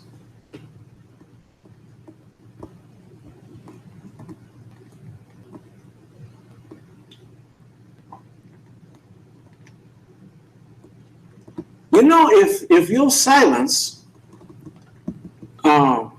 was sincere,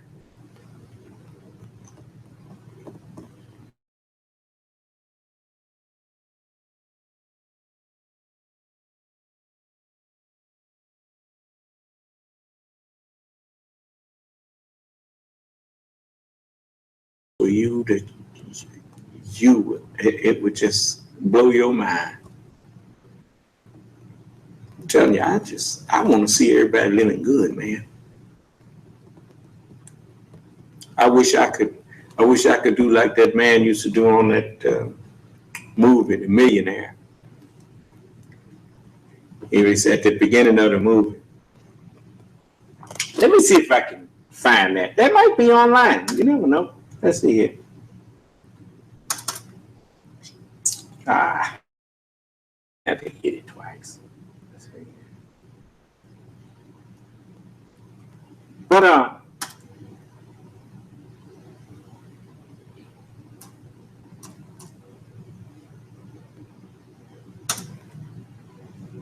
I used to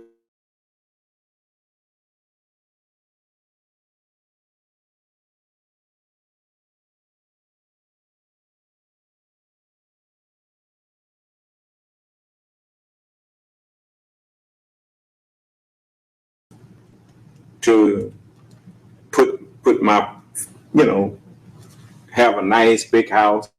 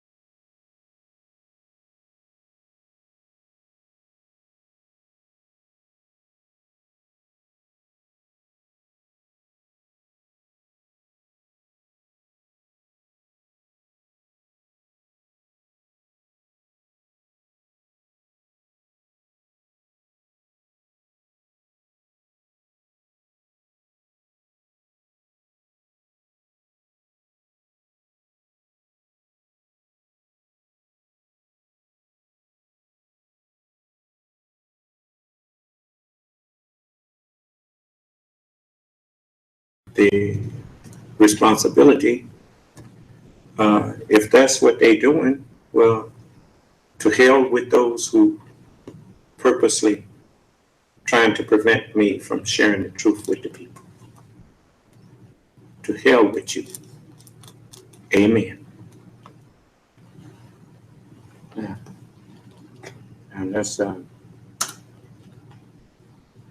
you see why I said let's get some extra uh, avenues. See,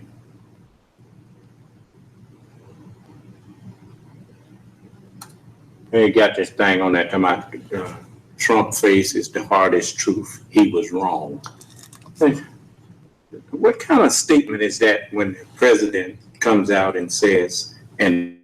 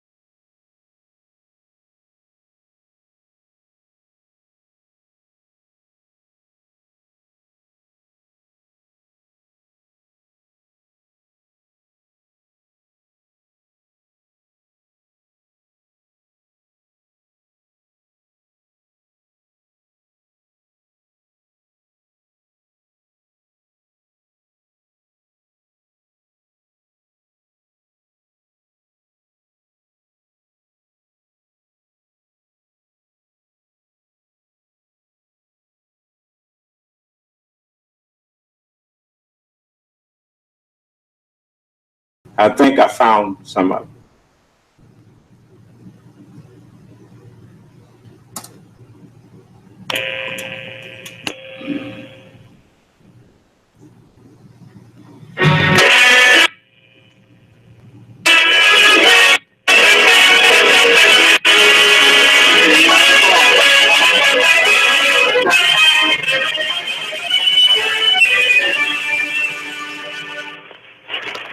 My name is Michael Anthony, and for many years I was executive secretary to John Beresford Tipton, the multi-billionaire, whose charity was as boundless as it was mysterious. For it was his hobby to give away, anonymously and tax-free, $1 million apiece to various people he never knew. This is Silverstone, the 60,000-acre estate he preferred above all, with his very interest, pursuing his different hobbies, one of which was giving tax-free $1 million to people he never even met.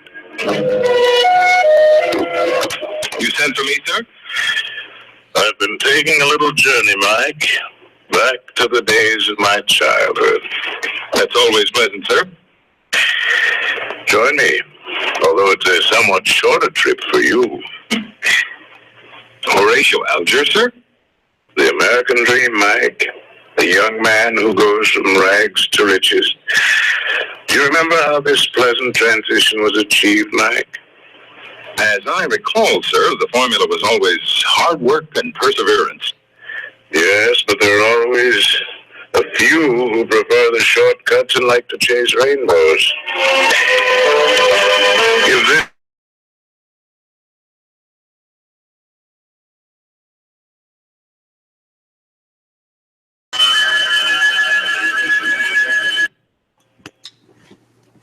See, I wasn't lying to you. I remember that. I remember looking at that when I was growing up. That was in '58. I was 8 years old. So, and that used to fascinate me. Looking at this, white people showed themselves as being dignified, and I admired them from the time I was a little boy.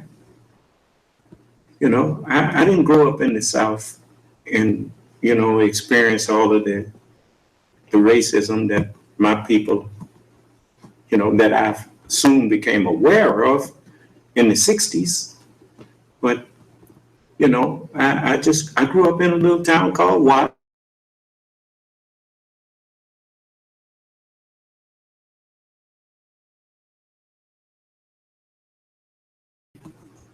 96th Street Elementary. I even remember my principal's name. Her name was Miss Robinson. And she was real light, but she wasn't white. And all my teachers were black. And then we had Markham Jr., and that was in Watts. And Jordan High School, that was in Watts. And everybody that was teaching me, I saw some of my first white teachers when I went to junior high school and didn't have that many then.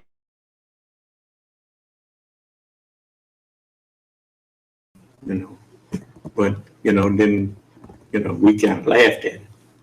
But anyway, I remember Mr. Stanley, he was white. Mr. Jesse was white. Mr. Stanley was a gym teacher.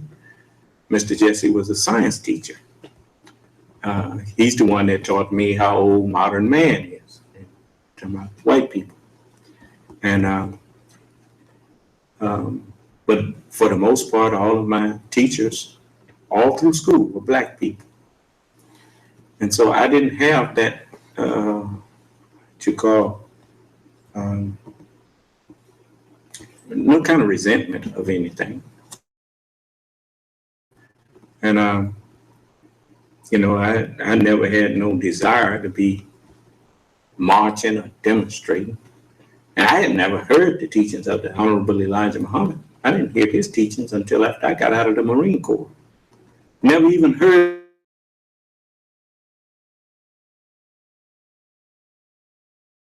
I didn't even bother to ask what that was about. I just, Allah didn't want me to go into that at that time. So he kept me out of that. And so I got the experience that he wanted me to get. And then when I was 22, he sent Brother Donald after me. He brought us together, and Brother Donald took me to the temple. Very respectful brother, very dignified brother. To this day, that brother is, I feel actually closer to him than I did my own siblings, because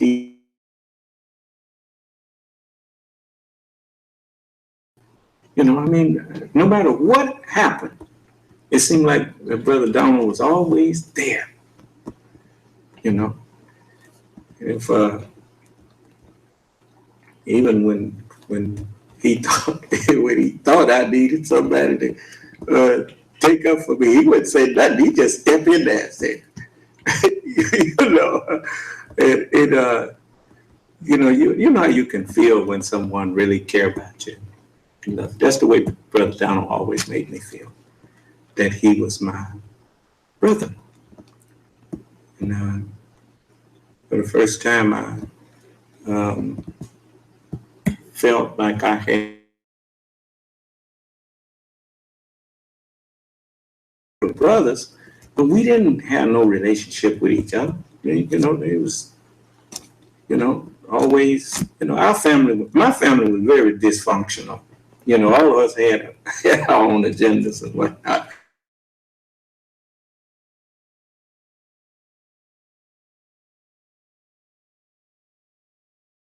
I take that back.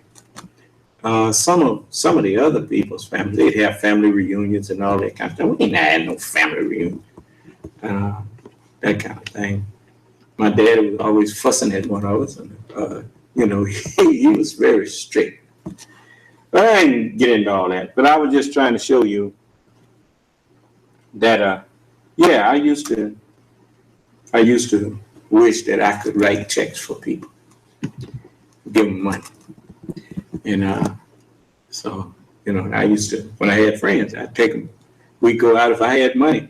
I said, man, I got this, and I give them the money and pay for everything.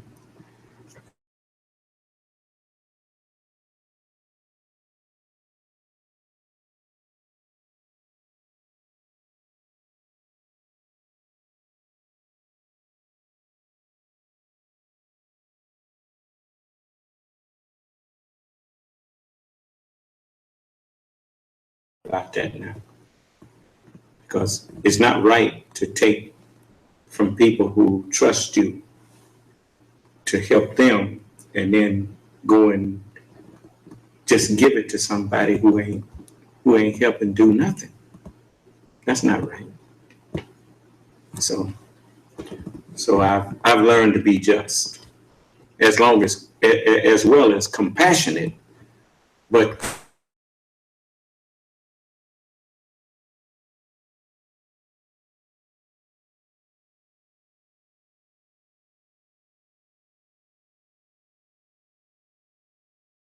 I'm not foolish now.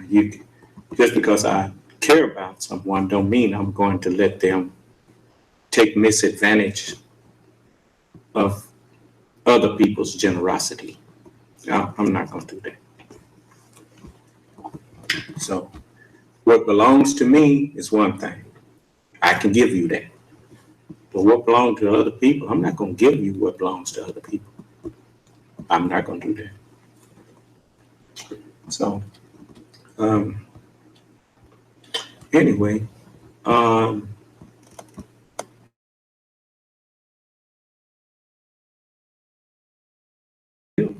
I'm trying to keep the, this would be called open mic, I guess.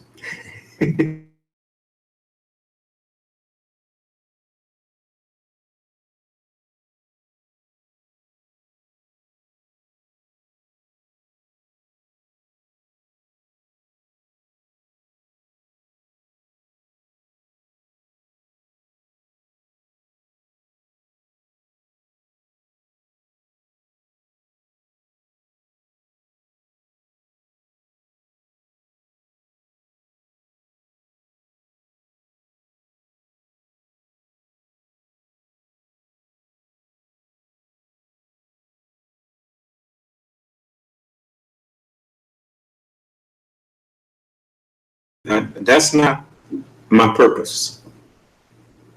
I want you to feel comfortable to talk to me and share with me whatever it is that you may think that prevents you from accepting and following me.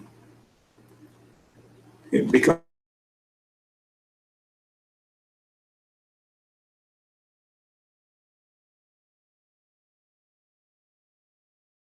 keep your community white.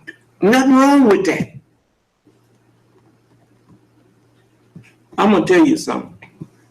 A bouquet of red roses look far beautiful, more beautiful to me than a mixed bouquet. Anytime you got the same kind, you notice you see them watch soldiers when they stand up. I used to be on the drill team, you know, the rifle, spinning rifles and stuff. I know how to do that. But when I was in high school, I got on the drill.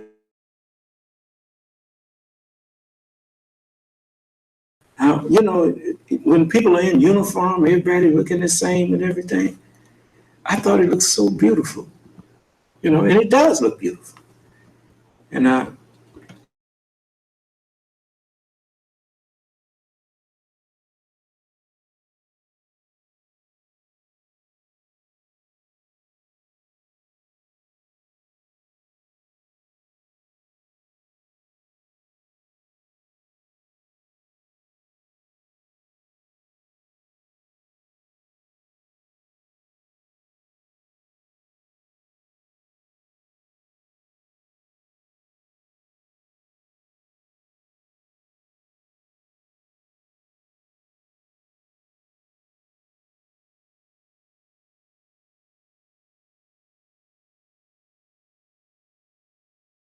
mine, you know, I don't want yours.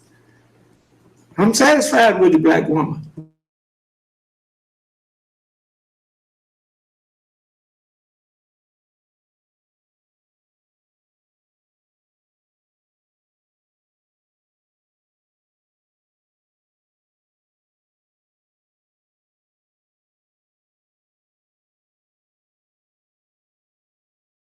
On each other's nerves.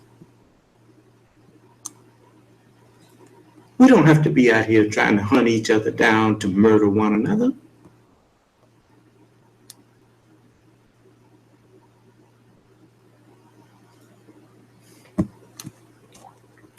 Brother and sister, if you and I'm talking to my black people, if you and I start showing more respect for ourselves and our own people,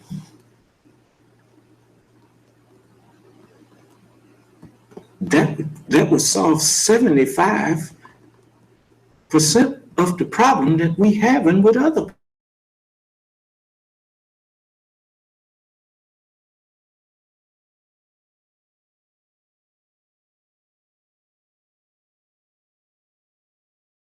people. People, I don't want them niggas over here.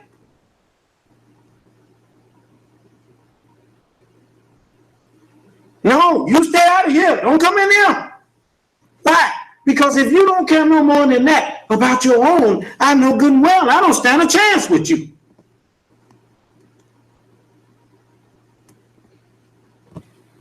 No.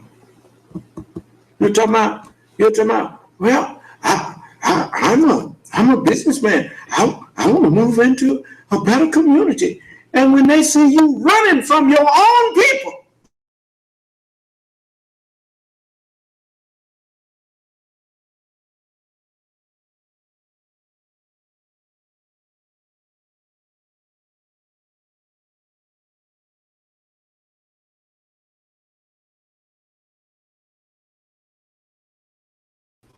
black brothers, stop trying to fighting each other.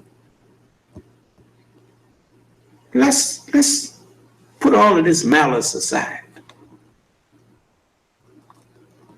I mean, you know how you get out on the stage, I see them, I say, show some love. They say, show some love. And they start clapping and going on. They say, And I tell you what, let's go back in our community and show some love.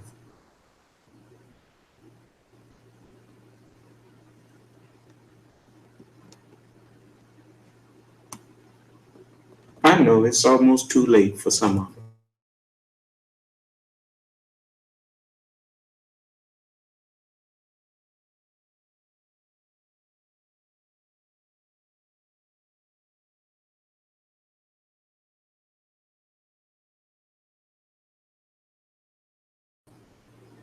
An inanimate object, it just don't register. One of the worst things that happened to us is we we let our young people down. We let them down because we catered to their desire to be seen and heard and didn't pay any attention to how they were being seen and how they were being heard. So now you go online, it's a lot of, I went online and saw some black people talking about our plight and talking about how badly, and I couldn't play it because their language was so filthy that it was beneath the dignity of, of a civilized mind to present their argument. I mean, they had a good argument, but their presentation stinked.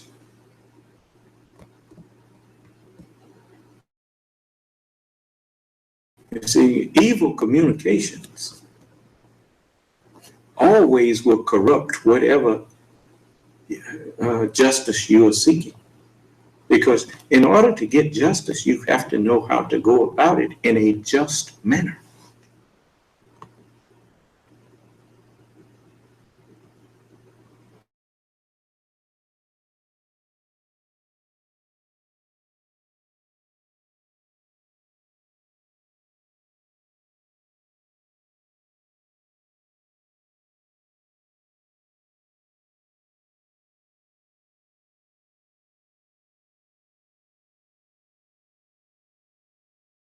Telling him I'm civilized, I'm righteous, but if you wanna get nasty and dirty, I'll get down there nasty and dirty with you. No, I will not get down there nasty and dirty with you. That's like somebody come in there, I'm gonna strip and I'll walk around naked. Well, you gonna do it by yourself because I'm not gonna do it.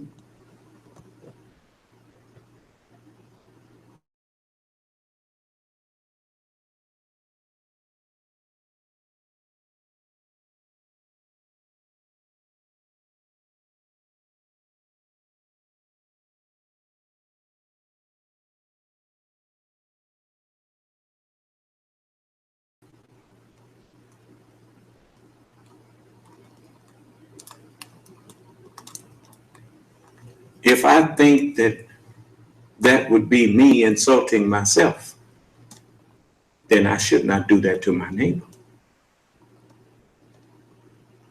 Love your neighbor as yourself. Respect your neighbor as much as you respect yourself.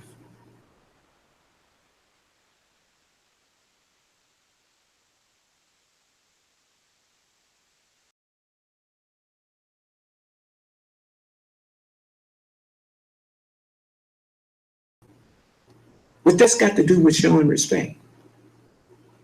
And even if you find out you don't like them, then it's a respectful way to bow out of their presence.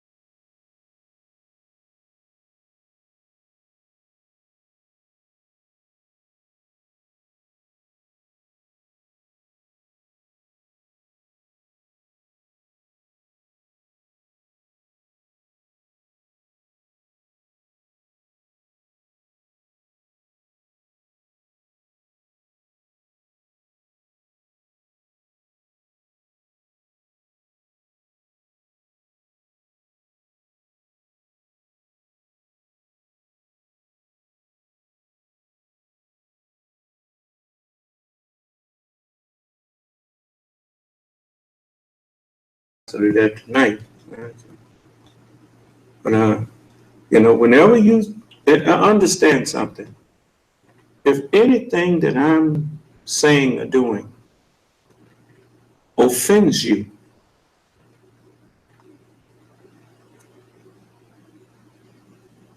if it's not going to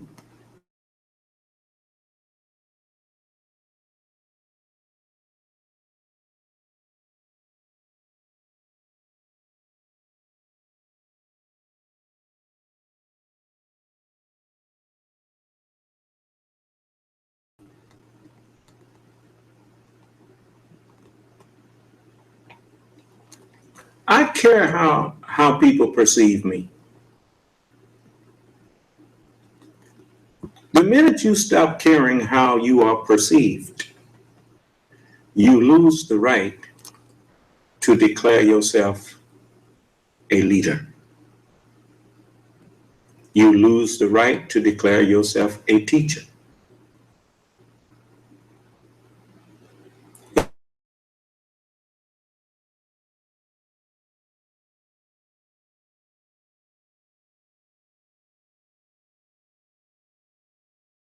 My daddy raised me. My daddy didn't never want me to perceive him as my friend. He always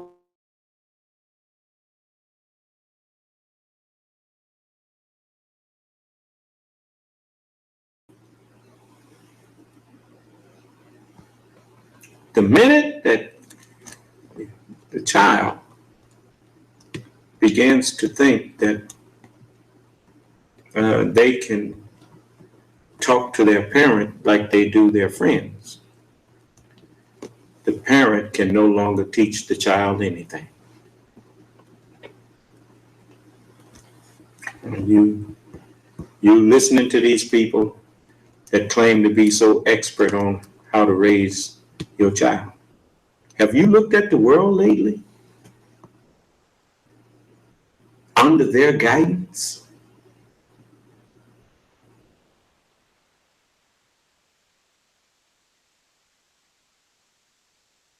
I mean, I listen to people and they talk, they say one thing, but when you listen to what they say, you discover that they really don't understand what they're talking about.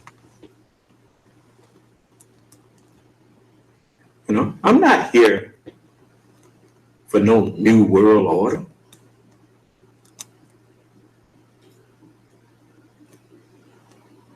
Now, before I go into that,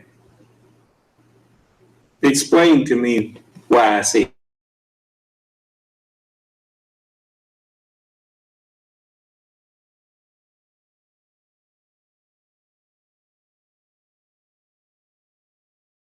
I told you, just because you speak English, just because your dialect is English or whatever, that don't mean you really have a command of the language.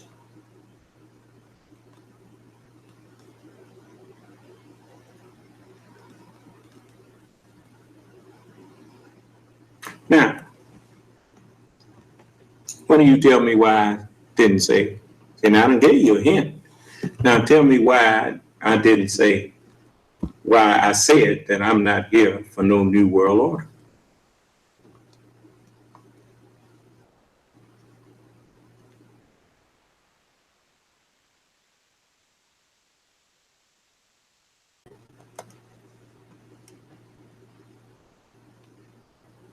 Tell me.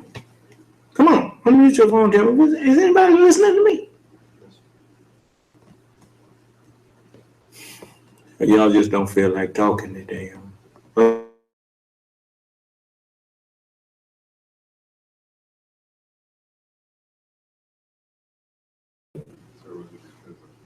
Beg your pardon? Because America was once known as. Why don't you talk into the? Was it because America was once known as the New World? No, but that's a good start. That may start the conversation.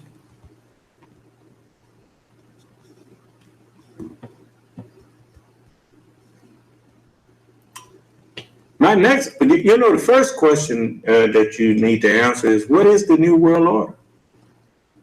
What does that term mean, New World Order?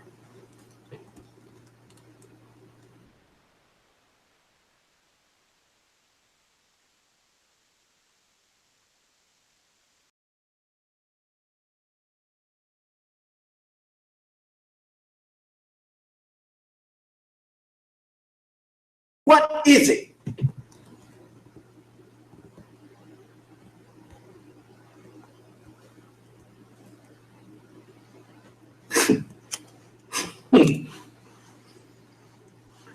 So man, New World Order is just the same things in a different arrangement, same pieces or same people.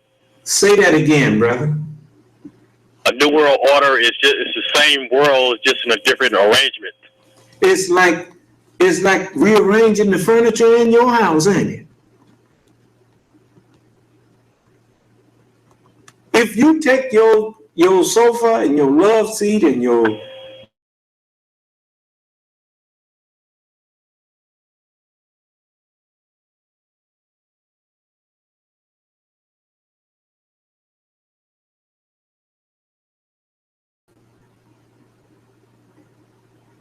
that's not what I'm here for.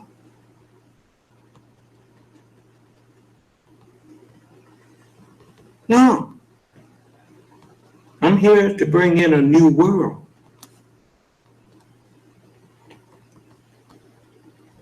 You see? Now, the same brother, what is a new world?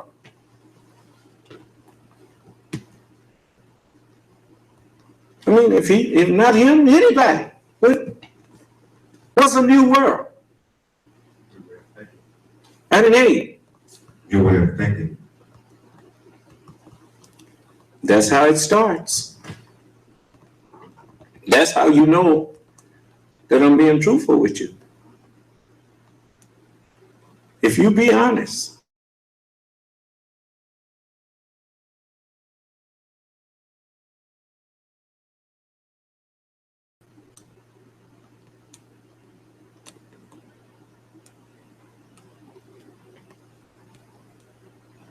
You see? You know, when you first bring in new ideas, the first thing out of the mouth of people who didn't have those ideas is that, man, you crazy. You notice every prophet, no prophet got away.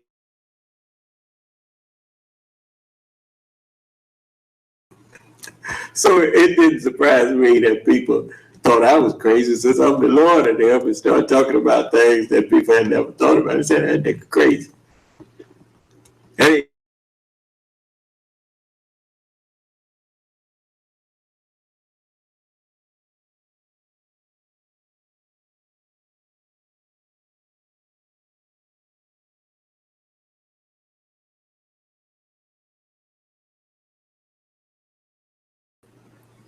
begins to make sense to him. I mean, just like first time I heard let me see, when did I first hear positive and negative numbers? I don't know if it was in elementary school or junior high. I think it was when I got to junior high school. In elementary school. But a positive 1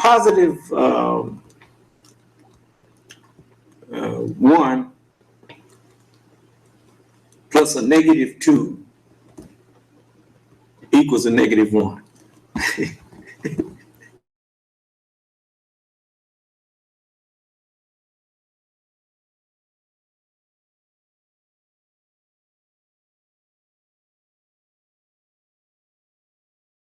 To me at the time when I first heard it, until the instructor said, okay, tell you what you do.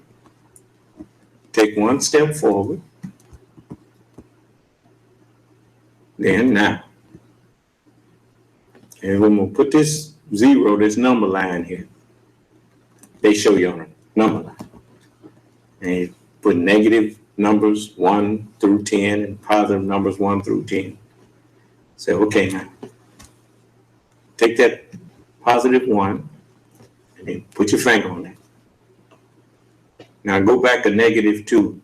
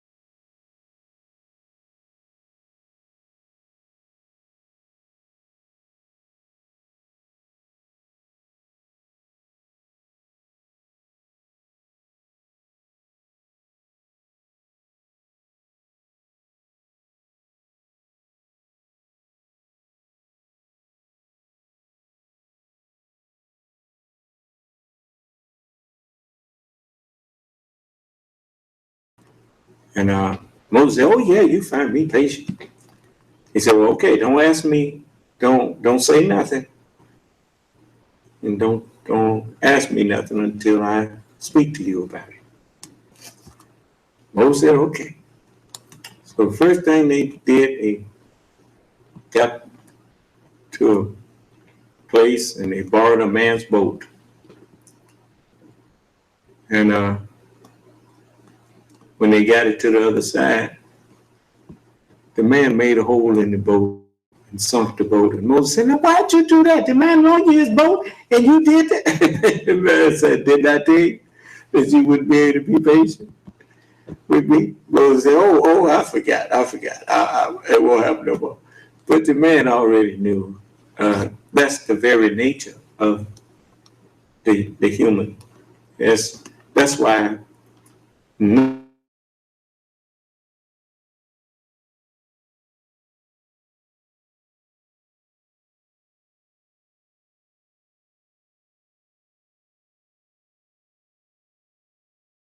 raise them properly. I didn't understand how much my parents loved me until after I grew up. I didn't understand how much they cared about me and how,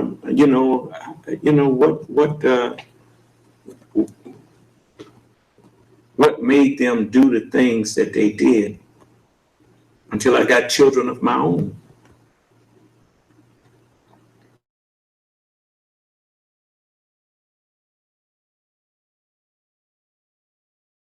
Go around here with so-and-so them. Now my dad ain't know them so-and-so them. He said, where's that at? I said, that's over there. So he said, no, you can't go over there. And I said, man, and go away, stomp my foot. Sometimes he let me get away with that. Sometimes he say, hey boy, come here. I'll teach you stomp your foot when I say something to you. And so he was just. Sometimes he'd warn me. Tell you about that? Come in. He'd take me in there and put something on me again. And I thought he was so mean till I grew up. Then I say, really, he didn't.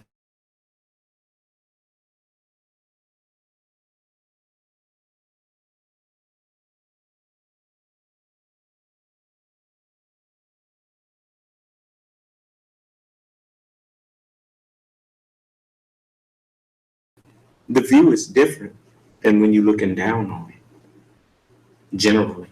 You can be on the ground, laying down, looking at a car. Stand up and look at it. It don't look the same. See, likewise. From a child's perspective, grown people that would actually guide them right and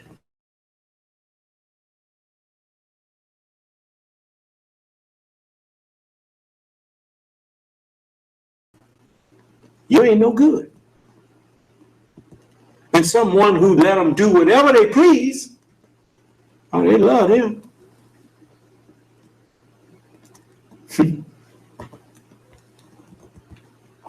So, as the, what says, he that spareth his rod hateth his son.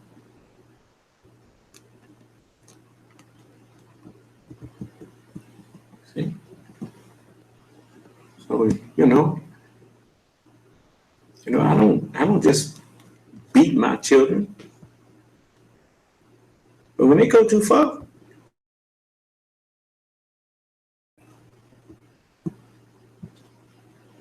I mean, the only reason you get a beating, children, is, if someone had told me, like I've taught these. Only reason I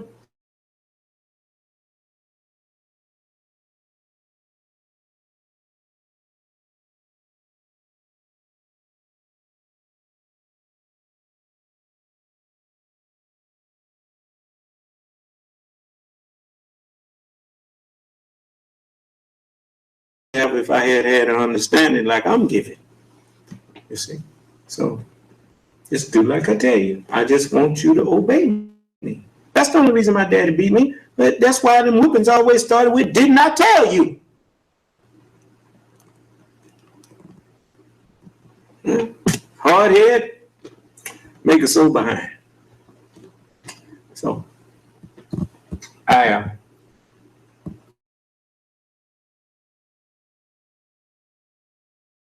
is none of y'all had nothing that you really wanted to say uh, to me. Or you would have said it. So I'm thankful.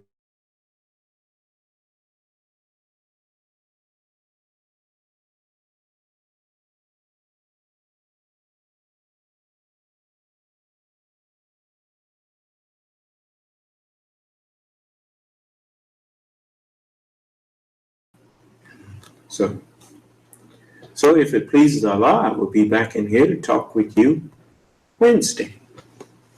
And as usual, anyone that has a disagreement or whatnot with me, you bring them. You don't have to forewarn me that you bringing somebody in here to disagree with me. That ain't necessary.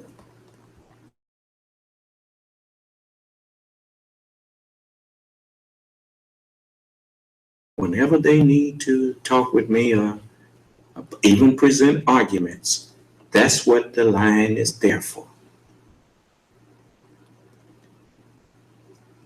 But they used to have a song say, Jesus on the main line, tell him what you want. Okay, all right. Well, I'm on the main line.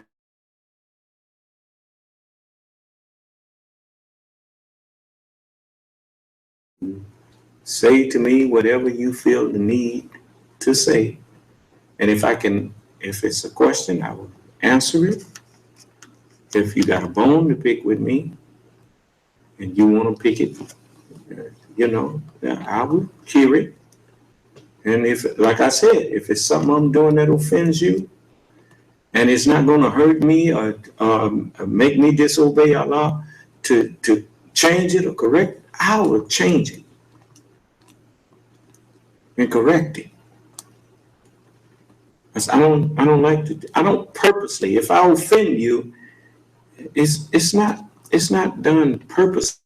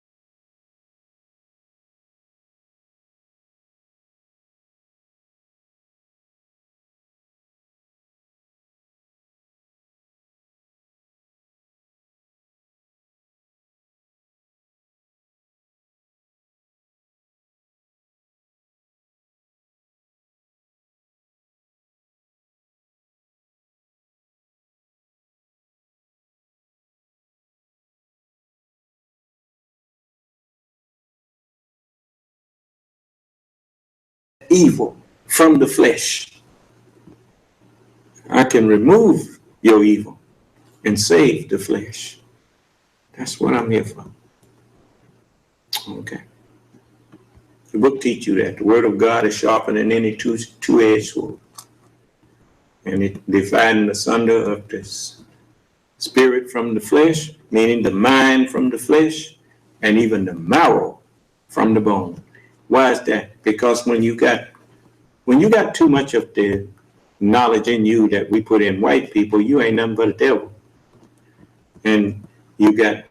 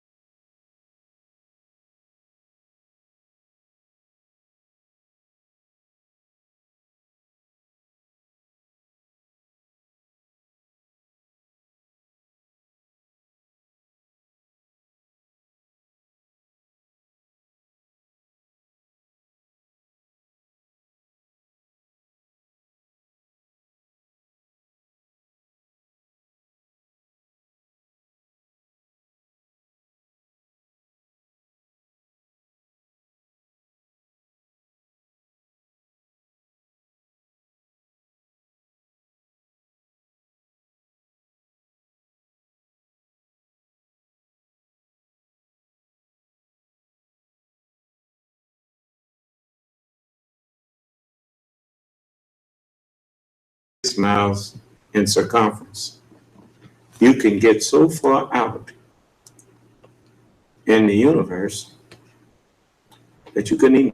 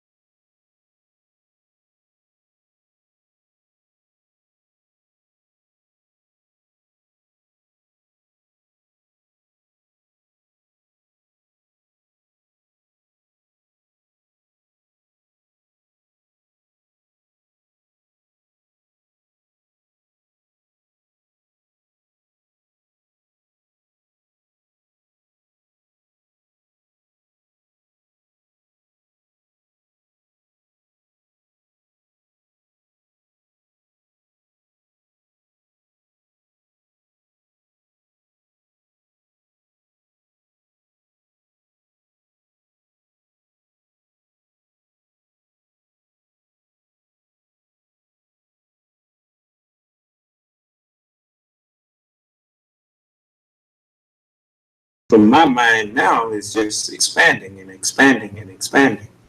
And I understand more and more and more.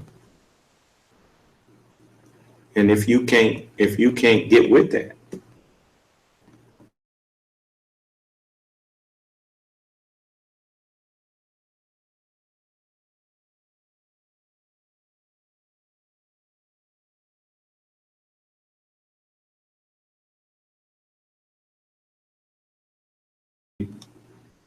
if you let me, I will. If you don't let me, I can't. I'm not gonna force myself on nobody.